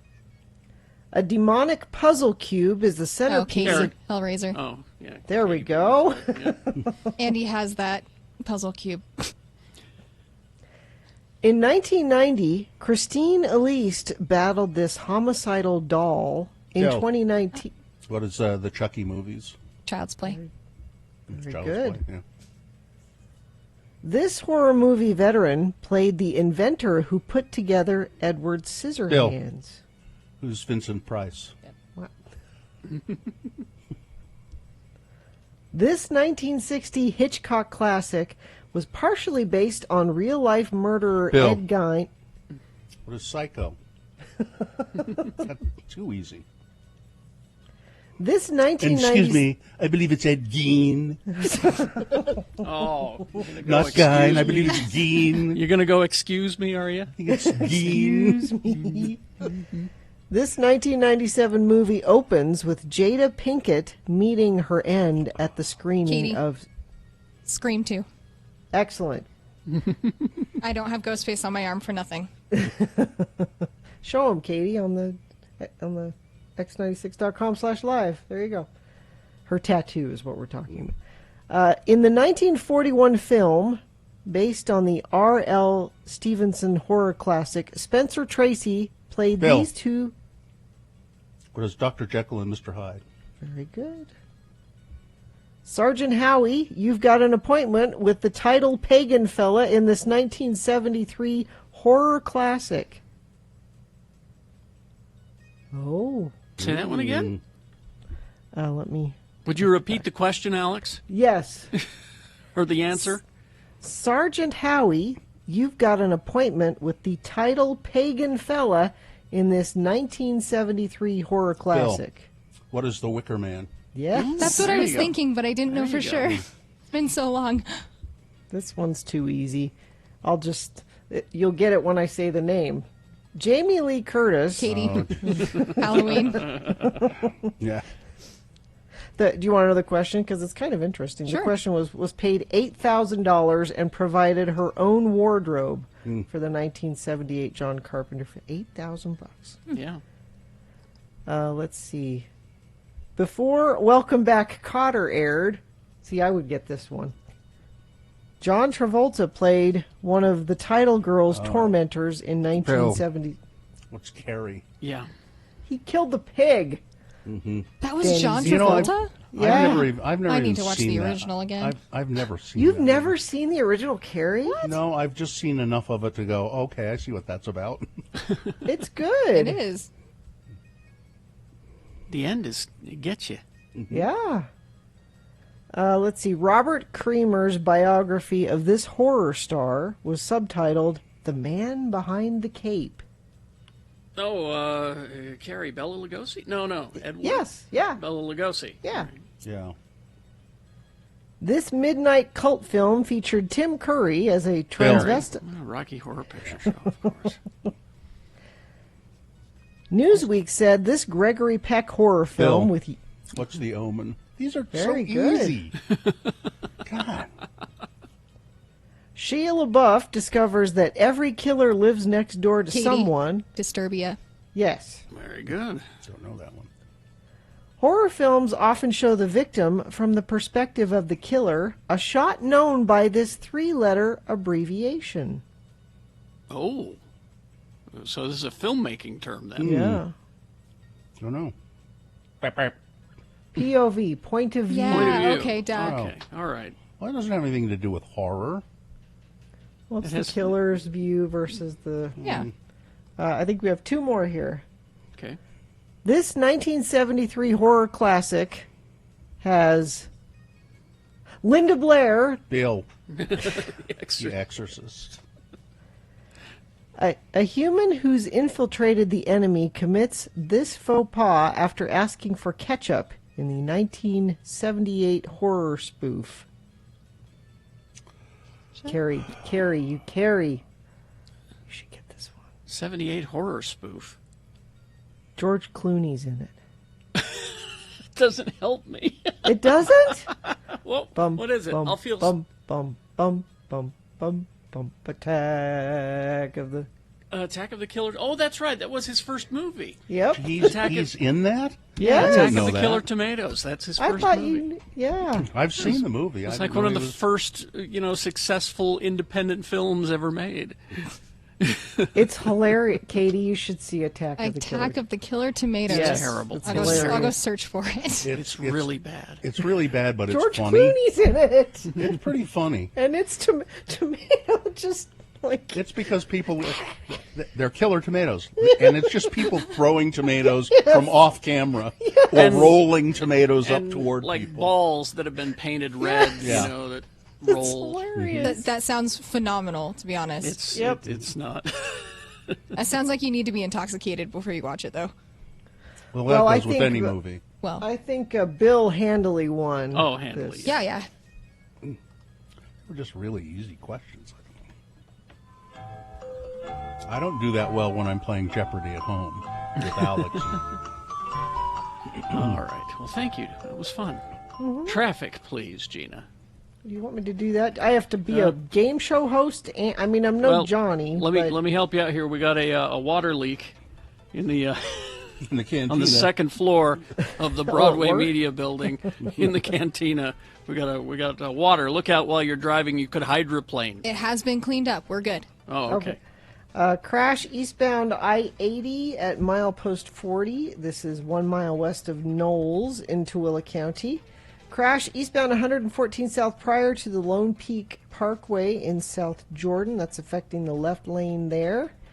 And I believe that is it. That's traffic. All right. We will take a break. We will be back. And we got Boner Fight on the way. Stand by for that. And all kinds of things on the way. Oh, let me get this. Get this so we can tell you about the Spy Hop is doing this fundraiser on Saturday. This is good for you because you probably upgraded your tech in the past year or so, and you've kept the old stuff for some reason. Well, now you know why. You can donate it to SpyHop. It's their Tech or Treat drive-through. It's happening Saturday, 9 a.m. to 2 p.m. at SpyHop, 208 West 900 South. You can go to spyhop.org for more information. Whether it's preparing for the workforce or learning a new skill or getting through college, your donated tech can help a student in need reach their full potential while staying connected and engaged. So this Halloween, gather your used tech and join SpyHop Youth Prevention Coalition at the COVID-conscious Spooky Donation drive-through for the Tech and Treat. Your donated equipment will be wiped clean, refurbished, and given to students and families in need. So it's very simple. You can do the drive-through on Saturday, 9 a.m. to 2 p.m. at 208 West 900 South. Or if you'd like to make arrangements for some other way to get it to them, you can go to spyhop.org and arrange for a donation anytime. The new X96 app. I don't know if you want to know what I've been thinking lately. What? Wade... our attorney friend Wade was in here the other day. Wade Taylor? Wade Taylor. And he brought something for Carrie, and then he brought a gift for me and a gift for Gina. And it was our end-of-life directive papers. And which I don't think I even asked him for, but he thought he was, he thought it would be. It's something people don't think to do, but they should do. And so I was filling those out, and they're kind of, and it just says, it's basically, what are your wishes? Here's what I want you to do if I'm on my deathbed. Mm-hmm. Don't take any extraordinary measures. And then, but then it made me think. So I've said for a long time, well, I want to be cremated when I die, and I don't know what your wishes are or your wishes are, Carrie. I think it's cremated. It's up to Sue. Yeah, really. Well, but then I thought, well, I want to be cremated, and then I thought, well,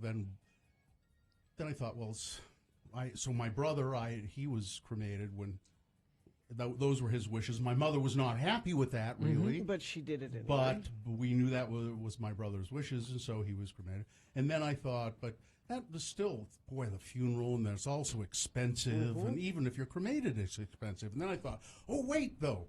My wife's brother, when he died, was cremated, but he not right away, because he donated his body to the University of Washington in Seattle. Oh, really? So he wasn't cremated right away. When they were done with it, they take care of it. They cremated him, and they give the ashes to him, and there was no funeral expense. So that's what I'm gonna do. I'm gonna donate my body to the University of Utah Medical School.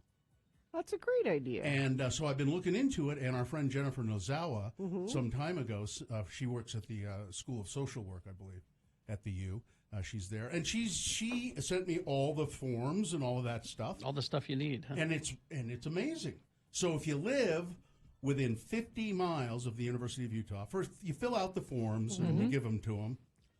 And, my father-in-law, by the way, who just died, he had also filled out all of these forms. Oh, really?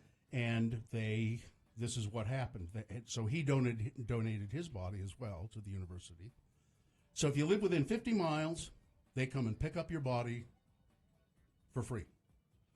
If you live without the 50 miles, then your family will have to pay for transportation costs to the U. But I live like 2 blocks away. Yeah.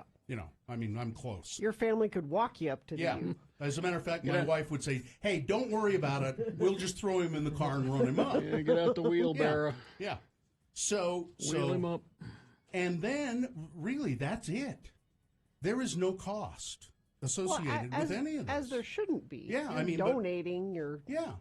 And then they will keep your body for as long as it is useful to medical students. To study. For whatever.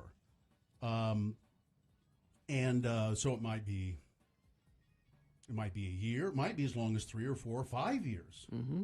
And then they cremate you and they return. If you don't want the remains, fine. They put them in a memorial wall. There's a memorial someplace. There's a whole thing of body donation facts and figures. Average number of bodies donated to the U every year is 40. The number of bodies donated per year since the 1980s. That's 40. Yeah, per year. That's a pretty high number, seems to me. Hmm. In 2017, 244 bodies were donated to the University of Utah. There are 400 right now in use by the program. Wow. 400? Yeah. The length of time a donor body will be used. It says anywhere from 3 months to 2 years. 2 years sounds like... Yeah, there's a lot there. Amount donors save on funeral and mortuary expenses by donating $1,000 to $10,000. Who can donate and how? The U accepts a wide range of bodies from throughout the Intermountain West. The donor or their surviving family must fill out a bequeathal form and return it to the U. Who can't donate? They don't accept infants or small children because of a lack of research funding for those age groups. Donors can't have any communicable diseases such as HIV or tuberculosis. Any donors who have had major surgery within 2 months of death or who have been in a traumatic accident cannot be.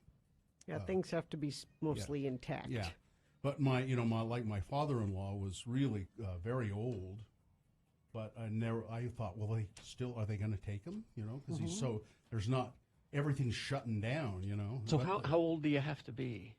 I'm sure 18. It Is does, it 18? Yeah, it does. And they say, like you can't behind her back, you can't donate your wife's body. You can't.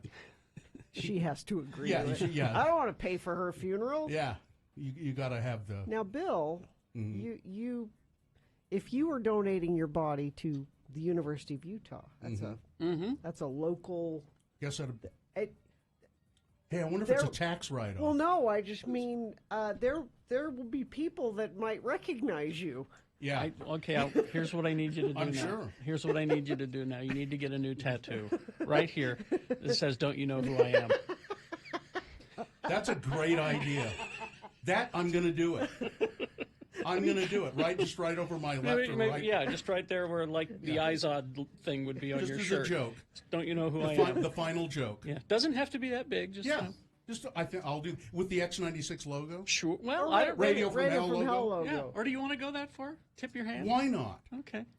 Why not? Carrie, should we give a prize to the person that notices it? Well, that's going to assume you guys are still working. The medical student that notices. So we have like an email address next to it? That says, yeah, to claim your prize. To claim your prize. Yes. Yeah. I mean, why not? So let's not have the logo on there. It should just say, "Don't you know who I am?" to claim your prize. Email. And then we'll get like a Gmail account or something. Yeah. Now let me check. I don't want this to queer the deal. I want to check, to make sure that this little inside joke isn't, it should be, "Don't you know who I was?" No, well, yeah. Well, no, you could still am. Am still, yeah, just am the still quote. works. Yeah. Just the quote, "as he was in life." That's my ex-wife always said she couldn't stand the thought of donating her body to science because she couldn't stand the thought of these medical students, looking at her and making jokes and, like taking her hand and going, hi. How's your hearty handshake now, Bill? Yeah, that kind of stuff. No, I said, what do you care? You're dead. Yeah. Take whatever you need of me. Mm-hmm. I have no need of it anymore. Well, do you have any thought of doing that? I have. My thing has always been whatever my kids want to do with me is fine. I don't care. Mm-hmm. It's up to them. But you have to make. You should make your wishes known so they don't have to struggle over it. I know. Yeah. So you should put that in writing. Because I don't. I really don't. I mean, I don't want them to argue about it. Because one of them might have one idea, I the other know. would have another idea. So, no, that's I true. think Mom would want this. No, but I think we should do that. You should say what you want. That's true. Because what I want, I don't care. But maybe in the interest of not having a fight after I'm gone, I should. You should say, please take my ashes to a Robert Plant concert.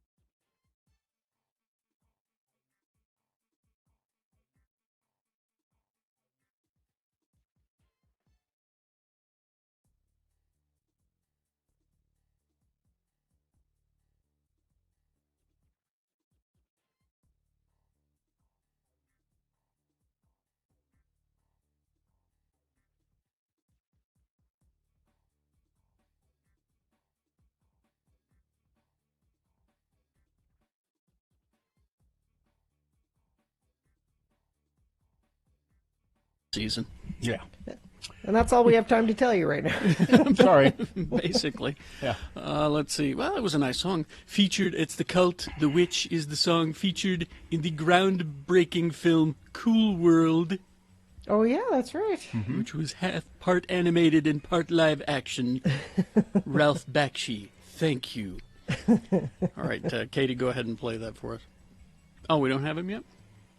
Oh, well. While we're waiting for a moment here, the best and worst Halloween candies according to dietitians.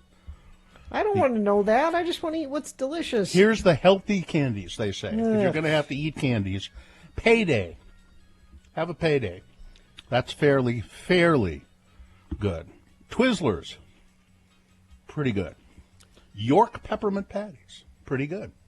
Well, they're all saying that they're high in sugar and fat, but out of all of them, like Payday has the most protein. Yeah, you know, has some nutritional value. That's what I say about Reese's. Reese's there's protein in there. Yeah, it's really nitpicky the way the list goes. We'll explain it later, but Katie, go ahead and hit that, would you?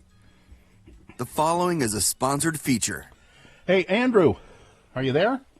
Hey, I'm here. How you doing, guys? Good. Well, I'm doing okay, but I know some guys aren't. Andrew is from the Wasatch Medical Clinic, talking about erectile dysfunction. Hard thing for some men to even deal with and think about at all. But there is a new treatment that may make that better, right?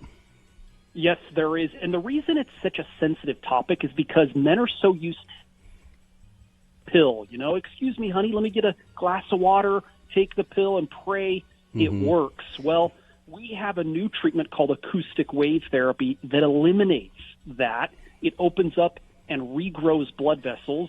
Erectile dysfunction is a blood flow problem. So we're treating the root cause of the problem, and we get guys, even younger guys, back to their younger years' normal function in the bedroom. Is this painful at all, this acoustic wave therapy for erectile dysfunction? It really isn't. It looks like an ultrasound machine. It's placed on the skin and gently delivers those pressure waves into the blood vessels. And a treatment is maybe 10 minutes. Pretty easy stuff.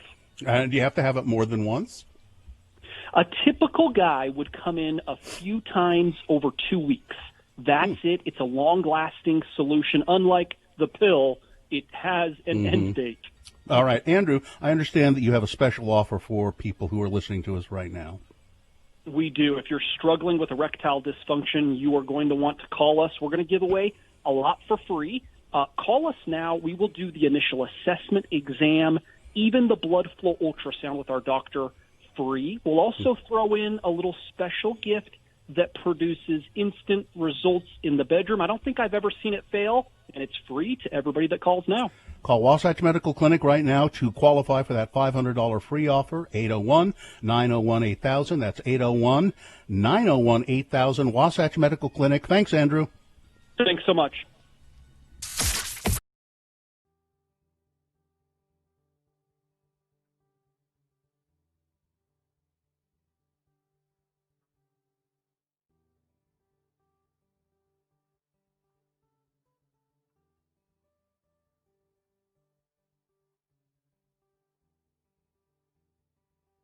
Spine. Spell it with me now. S-P-I-N-E. Spine. And now we'll use it in some dialogue, featuring our two Utah men, LeVar and LeGrand. Elder LeGrand Dardun Jr. has called his friend LeVar with worries on his mind. Never fails. It's always during my favorite show. Yellow. LeVar? Yeah. It's LeGrand. LeGrand, how's it going? I'm a worried man, LeVar. I don't know what to do. It's about Midge. Well, how is the lovely Mrs. Dunn LeGrand? Well, LeVar, she ain't herself these days. What do you mean she ain't herself? Well, who is she then? Well, she's Midge, but she's not Midge. Huh? Well, first off, she's been losing weight, LeVar. She may have knocked off close to 100 pounds. She had to go out and buy a whole new set of moo-moos. And they're designer moo-moos, too. The Don Ho collection. Well, that is odd, LeGrand. And she started to wear makeup again. Huh? She hasn't worn makeup since we got married, LeVar. A woman with 16 kids doesn't have any place wearing makeup, LeVar. That is strange. And it's not even new skin or Mary Kay, LeVar. It's that kind of makeup that Claudia Schifter wears. Anything else? Well, she covered up the I Heart Family Home Evening bumper sticker on the back of the Suburban with one that says, "Mean people suck." Something is definitely up, LeGrand. I know. So, I've been kind of trying to track down her whereabouts to see what's up. You mean you've been spying on Midge? Well, I wouldn't call it spying exactly. Just keeping tabs, you know, like waiting down the street from the house and then following her car. Spying, that's what that is, LeGrand, spying. Well, did you find out anything? Well, when she said she was going to Relief Society, I followed her, and she ended up at the Deseret Gym.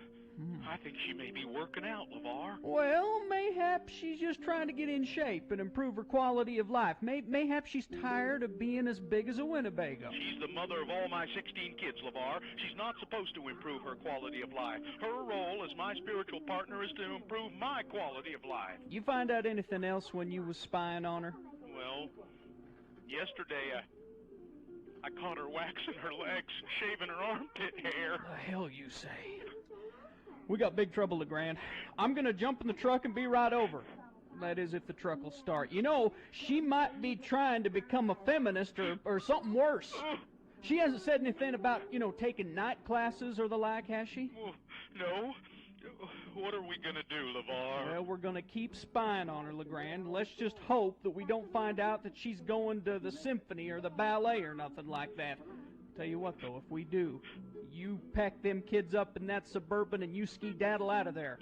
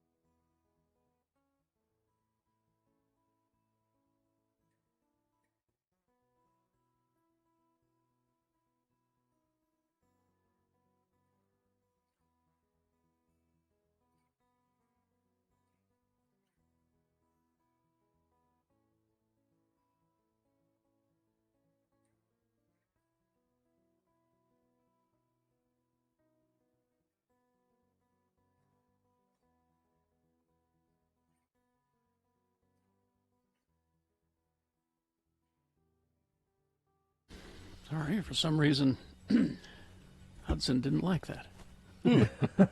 Don't know why. We do have a boner fight coming up here in about 5 minutes, so be ready for that. So before that, a reasonable amount of news. Brought to you by Young Power Sports in Pleasant View is Utah's newest power sports dealer. They have the right Kawasaki, Suzuki, or Polaris machine for you to take on the dirt. Browse inventory at youngpowersports.com or come see them. Think young, ride young. So one of the few people in the Borat movie, the second one, who doesn't come across as a nut or an airhead or some kind of a creep is a woman named Janice Jones.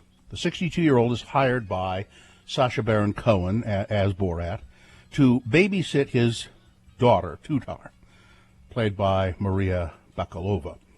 By the end of their time together, she is convinced Tutar that women can drive cars, that men, including her father, can be liars, and that she doesn't need to have breast enhancement surgery with or without potatoes unless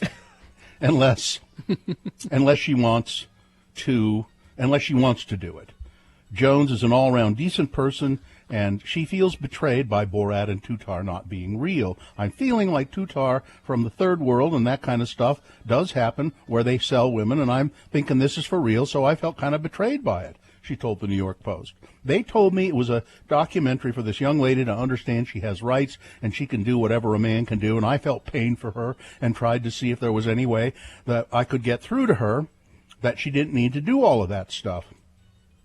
She was selected by her pastor, who through the Borat crew was making a documentary, who thought that the Borat crew, by the way, was making a documentary at an Oklahoma City church to appear in the popular show.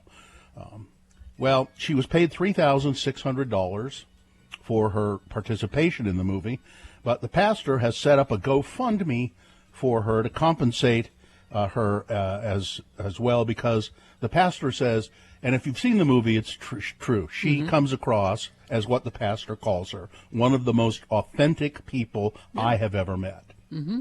She is kind and direct and smart, and gives this actress playing Tutar, gives her very, very good, solid, life-affirming advice. Nice. And it's one of the nice parts of it's actually one of my favorite parts of the movie was her counseling her.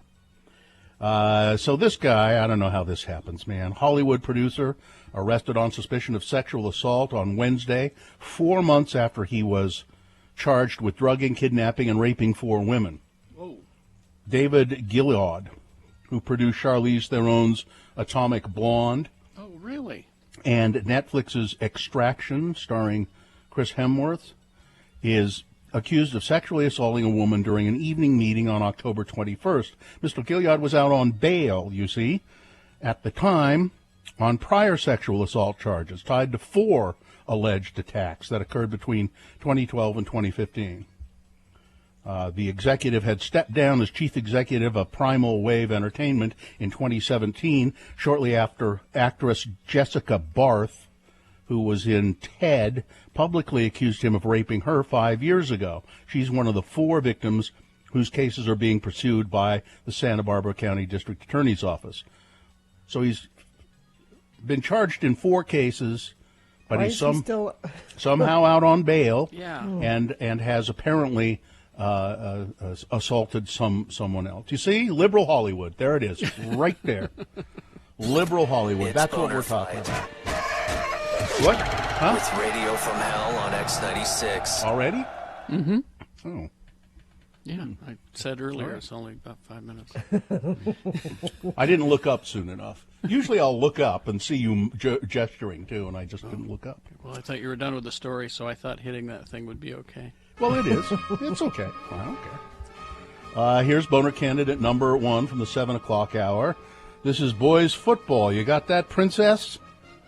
This is a girl who was playing, this was an experiment, I think, sort of they've tried to get, a lot of girls said they wanted to play football here in Utah. Well, shall we have separate football? Should we have the girls play on the boys' team? Mm-hmm. So she was playing on the boys' team at West Jordan High School.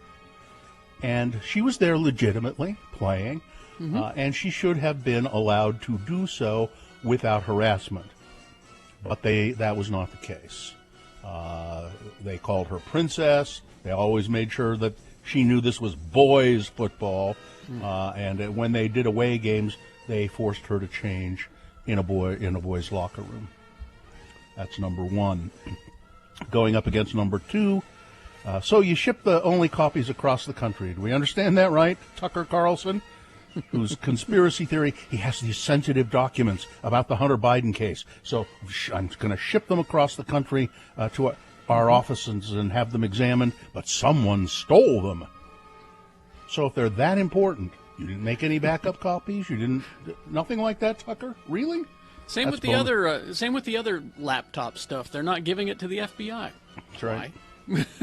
Boner candidate number two. All right, you've got to decide. Of these two candidates, which one is the worst? Which one deserves to be Boner of the Day for today? 1 or 2. Remember your candidate number. The one that you think should win. Put that single digit in the message of a text. That's how the computer counts it. Anything else in there will confuse it. So just the single digit in the message of a text. Texted to 33986. Easy. All right. Or you can call 877-602-9696. Use your voice or go online, x96.com. Look for the box that says Boner Voting October 29, 2020, and vote there. You have until the end of these messages to do so. This is Boner of the Day. Go. The music's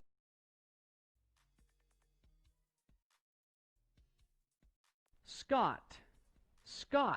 Spell it with me now. S-C-O-T-T. And now we'll use it in some dialogue with our two Utah men, LeVar and LeGrand. LeGrand has been invited over to LeVar's trailer house for lunch. Again, the word is Scott. Come on in, LeGrand. Door's open, and our delicious repast is about to begin. I hope you brought some drinks for us. Well, I did indeed, LeVar. I bought the whole 6-pack of caffeine-free Diet Sam's Choice Cola from the Walmart.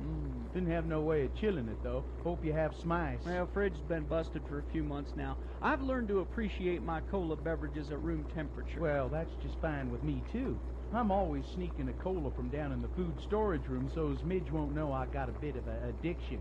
You see, we keep the caffeinated stuff in the food storage on the theory that in the event of a nuclear catastrophe, we'll need to stay awake so as we can keep the neighbors from busting in, and so as we'll have plenty of energy to be fruitful and repopulate on our wasted planet. You know what I mean. So what's for lunch? Beef stew. I helped can it myself. It's Deseret brand beef stew. Because I helped can it, I got a free case from the Bishop's Storehouse. Ooh, I love the sound of canned stew boiling up on the range. Smells pretty good, too. That's because Scott All Natural Garden and Beef Ingredients. Look here at that list of nutritious stuff that comes in this one can.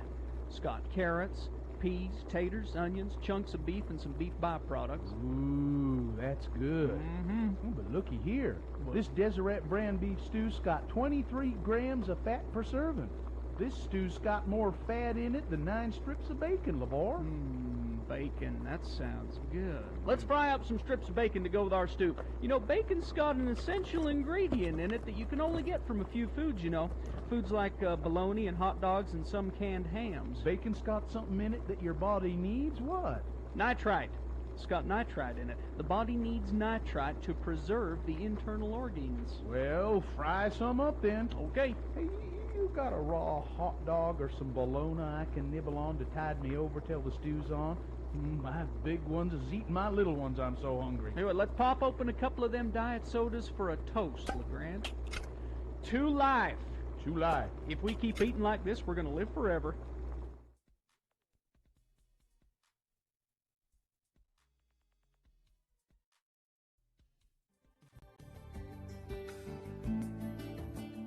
You're listening to All Things Considered Dull and Pretentious on NPR.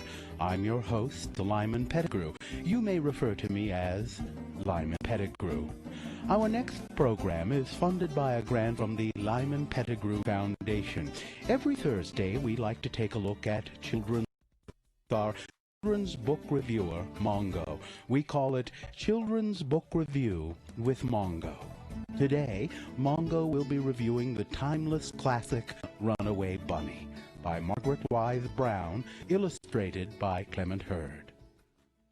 Mongo, runaway bunny. Is that all, Mongo? No, much more. Runaway bunny bad. Make Mama Bunny chase after him. Bad bunny. If Mongo run away from Mama, Mama bonk Mongo on the head. Bad Mongo, bonk bonk. Mongo also hate runaway bunny because no color pictures on pages. Mongo like pretty pictures. Mongo hate words. This has been Children's Wait, Book... Mongo not finished. Bad character development in Runaway Bunny. Mongo not care when Bunny run away. What motivate Bunny? What compelling reason turn page? Plus, Mongo thinks something kinky going on with Margaret Wise Brown and Clement Hurd. Bad book. Very bad. Now this has been Children's Book Review with Mongo. Coming up next, we look at the explosion of goat cheese making in America's heartland, and later on we take a very, very quiet look at the exciting NBA playoffs on All Things Dull and Pretentious on NPR. But first, this news from parts of the world you've never heard of.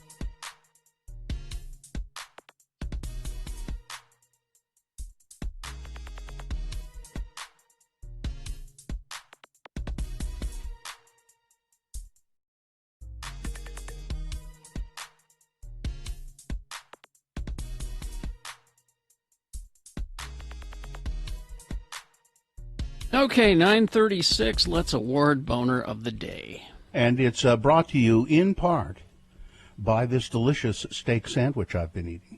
Ooh. And my Gina special from Diversion Eatery.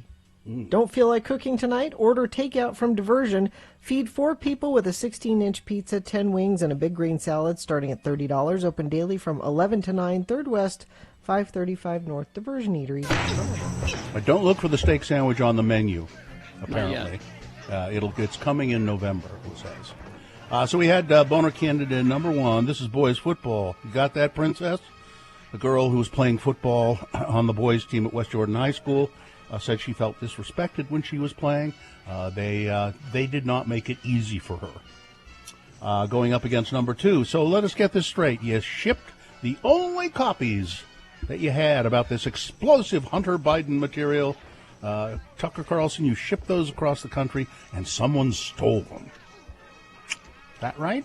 And the winner, by 10 votes, Boner candidate number 2, Tucker Carlson.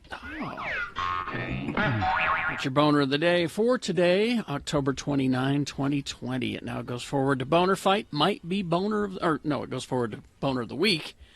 There's no fight there because Dave the Flower Guy decides for us tomorrow at about this time who is Boner of the Week. All right. Go ahead and hit that, Katie. Let's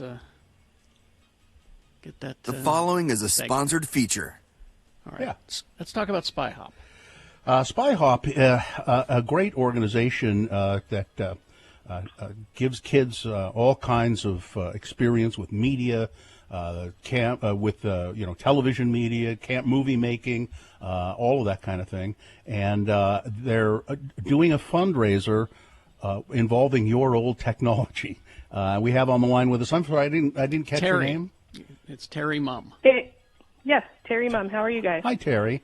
Terry, so how does this fundraiser work for SpyHop?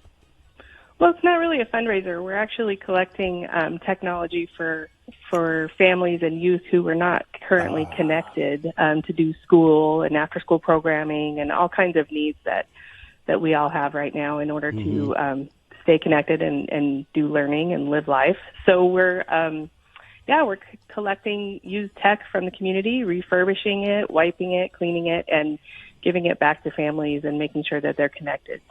So that shows you how closely I was listening earlier. So there is a lot of stuff that can be. I think I have couple of old laptops that nobody uses, and they're perfectly good as long as they're just kind of refurbished and beefed up, right? Yeah, exactly. And, we have different levels of students with different levels of needs. So, we just place them through our community partners, like the Asian Association of Utah, Volunteers of America. And we're able to kind of customize what we give to those families based on what their needs are.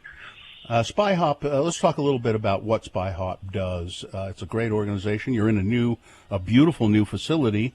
A new building. So tell people exactly how SpyHop works. So we're a digital media arts center, and we offer in-school, after-school, youth and care, and satellite programming. So all forms of digital media arts, film, music. We do bands. We have design, game design, any digital media arts. We have artist mentors who teach, and we have scaffolding programming. So anything from beginner level all the way up to a professional track. And how do kids get involved?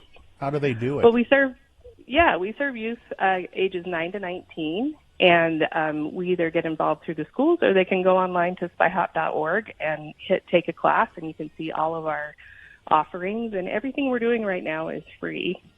Oh. So what sort of gear are you looking for donation as far as, laptops, obviously, but like iPads? What about iPhones or old phones? Yeah, we need all of that stuff. So anything. We have a use for all of those things. We're building different systems. So, PCs, laptops, desktops. We need headphones. A lot of students who are taking classes at home have a hard time sort of, getting private space. So headphones are very helpful. That's a big need that we have.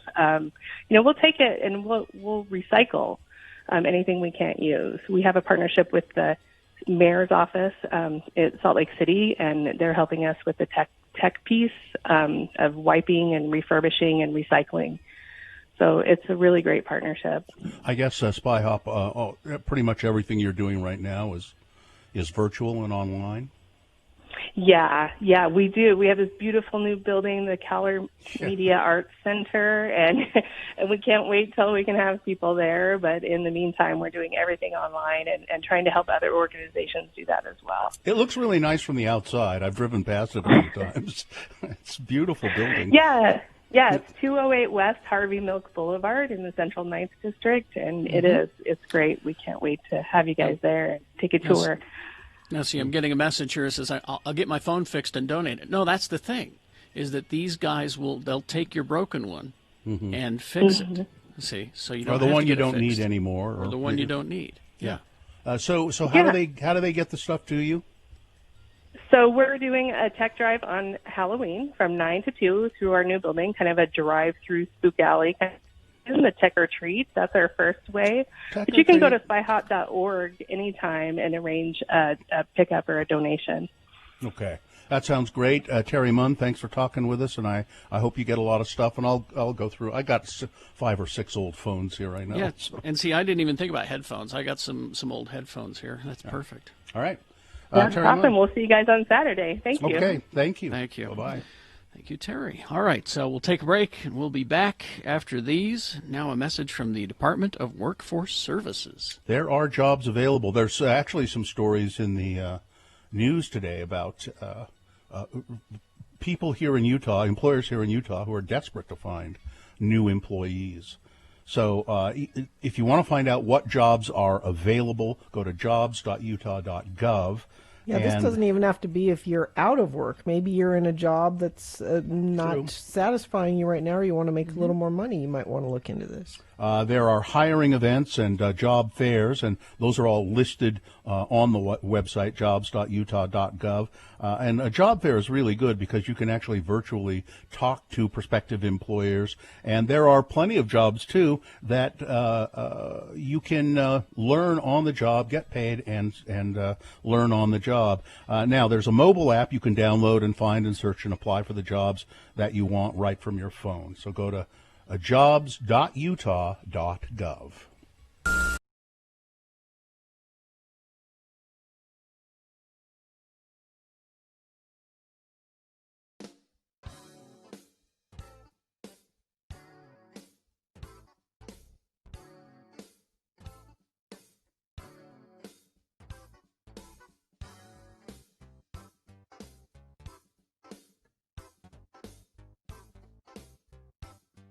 I don't like breathing through my mouth.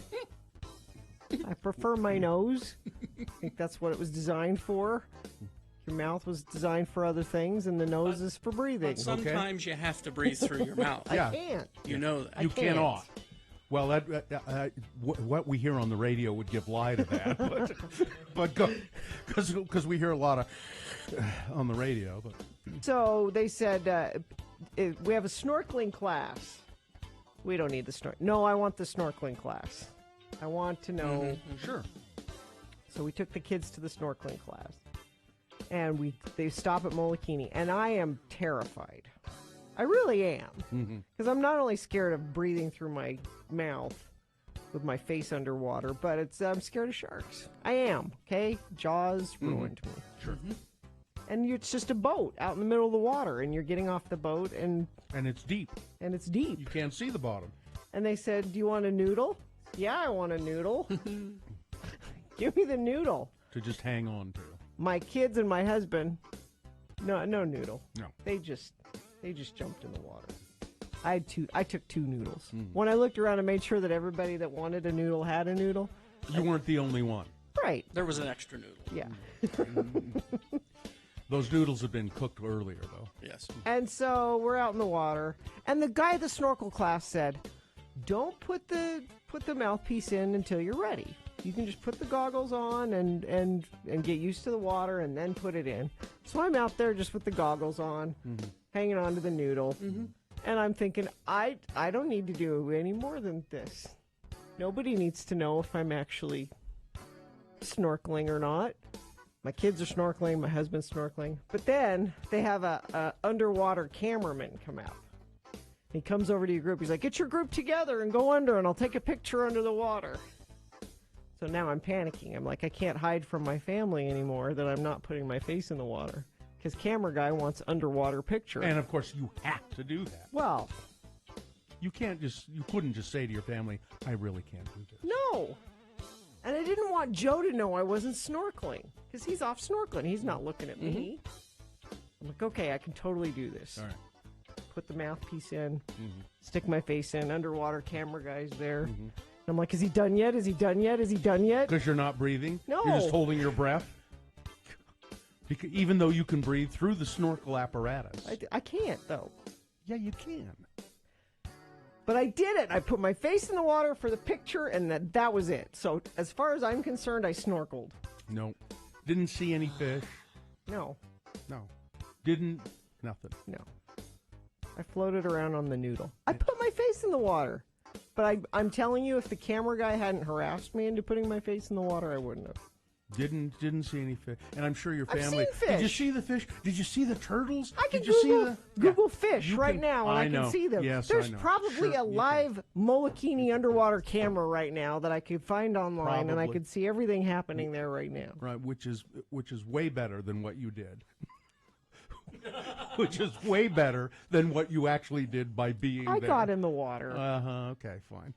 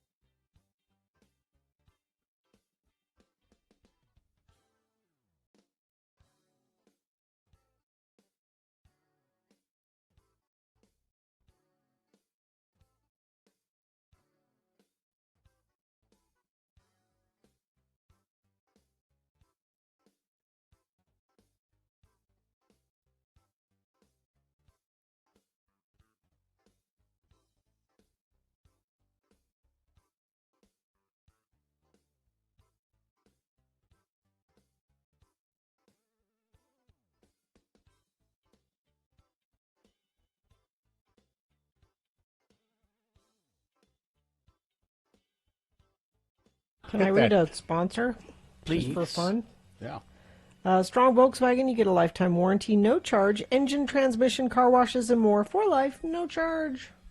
All right. Did you enjoy the steak sandwich as much as I did, Bill? Yeah, I was. So what I ordered from Diversion Eatery. Oh, no, I think we have to play that disclaimer.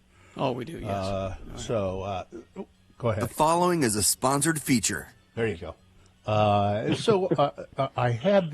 ordered steak salad from Diversion Eatery, and they left it on my porch. And here it is. I haven't even cracked it open. See, there it is. Ooh, it's pretty. Same. Yeah. See, and I ordered the chicken sandwich, and I haven't gotten to that yet because I'm focused on the steak sandwich Little right now. sample of a steak sandwich that Ryan is going to have at Diversion Eatery. Coming when, Ryan? Hopefully in the middle of November here, so around the 15th, 16th, kind of going there. Still kind of working out some details and pricing with those. Oh, okay, because see, I obviously don't understand the restaurant business. I say, well, what do you mean? You got details to work out? You made one, and it's delicious. So yeah, the steak was perfectly done. I loved the onions in there and the green peppers, and the bun was what really made it. That's Topped a it off. baguette, wasn't it? It was a delicious bun. No, that is a pretzel bun, Bill. Oh, a pretzel bun. Ooh, Wow, pretzel it was buns are good. Really good, and just was a little mayonnaise there or something. Very, very tasty. Yep, correct. Yeah, there's mayo, mozzarella cheese we're going with, some sautéed onions, some sautéed mushrooms, some green peppers, and everything that we've been playing around with. So delicious. Just kind of keep it fresh here for the winter. It's great, and I don't think I've had the steak salad yet from Diversion Eatery, and it looks great, and I'm going to tuck into that as soon as we're done working here. I already tucked into the Gina. Which is what, Gina? Which is the classic burger, delicious burger with A1 and ketchup. And that's it, because what else do you need? I don't need anything else. Plenty, but that's just me. I'm one of those people who likes to try tons of stuff on a hamburger. Do you have a lot of add-ons, don't you, at Diversion Eatery? Yes, we do. Yeah, you can add on stuff. I get people that like to order our burger bowls and then add a regular patty to it and everything with bacon and guacamole on it. That thing is monstrous. I don't see how these guys get their mouth around it, but I have some people that have some big mouths that can get that there on there. It's probably about 7-8 inches high, maybe a little bit higher than that. Wow. On that to kind of and they get their mouths around that. So. Yeah, I don't know how they do that either, but it's fun to watch people try to smash their hamburgers down with their hands so that That's the way I do it. I want to get it yes, all. It is.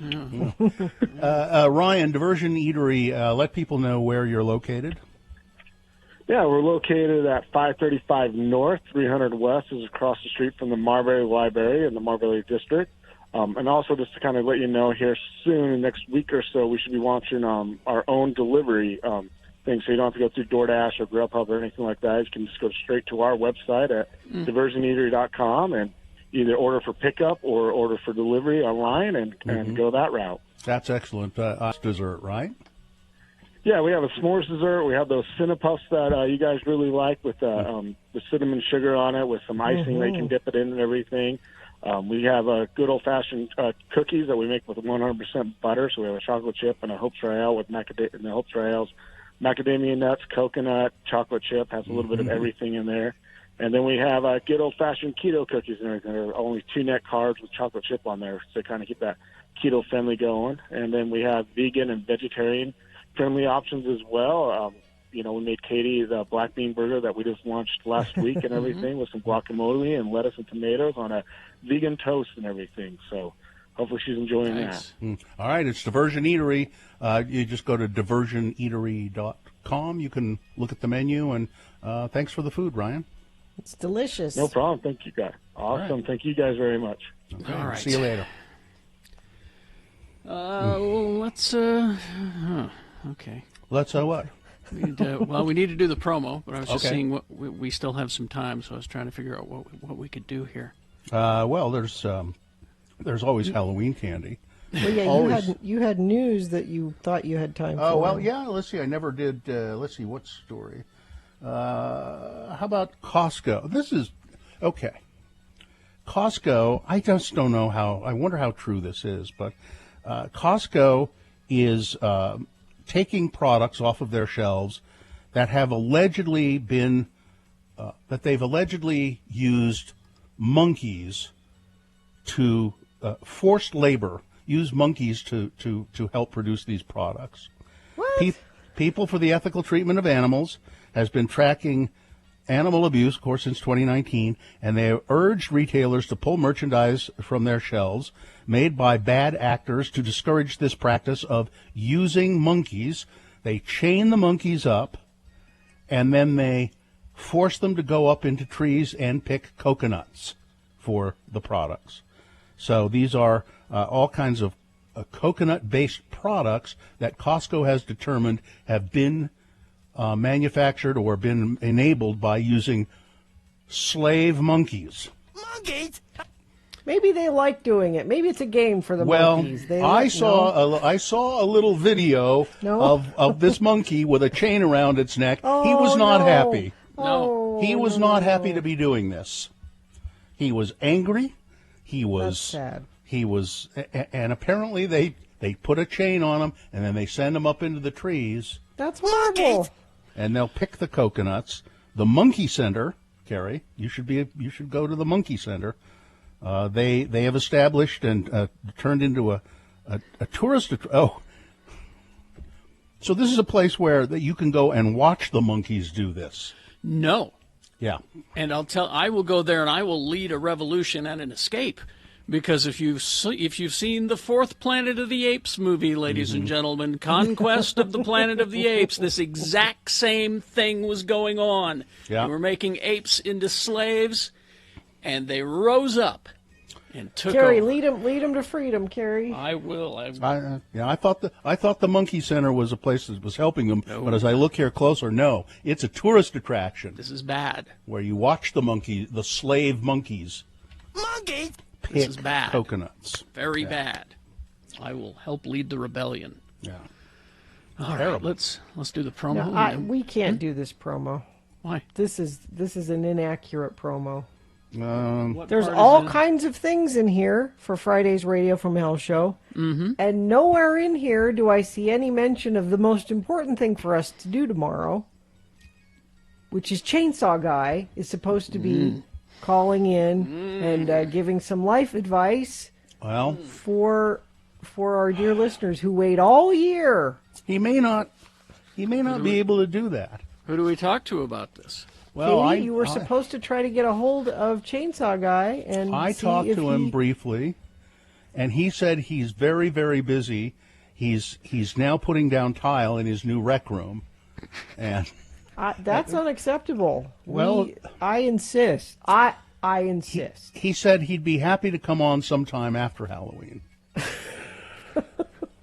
And do kind of a Halloween recap if necessary. Katie, will you please try to get a hold of him? And then he asked me for advice: ping pong table or pool table in the rec room. And I said I don't want to weigh in on that. Well, I would just say that if you're looking to increase the value of your home, probably a pool table would be the way to go. I don't think a ping pong table would increase the value at all. That's a pretty good Chainsaw Guy impression, but Kerry Jackson is a chainsaw helper. He's not the real I want the real chainsaw guy. I'm sure we can find room somewhere tomorrow. So let's do the promo.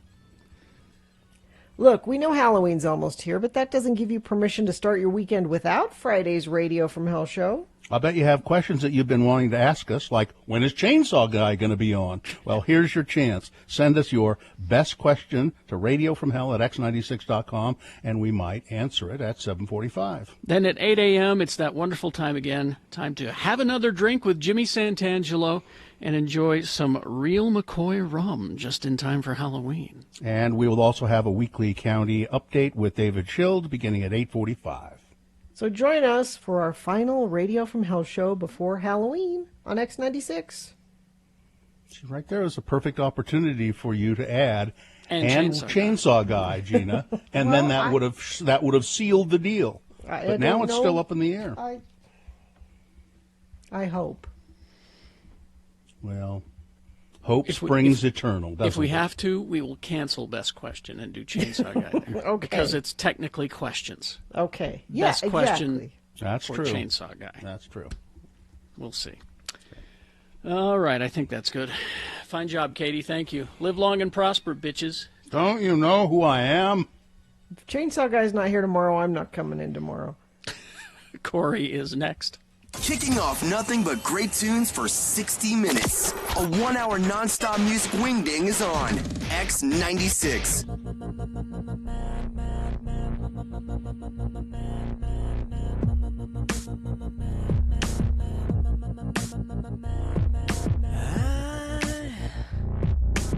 I can't get these men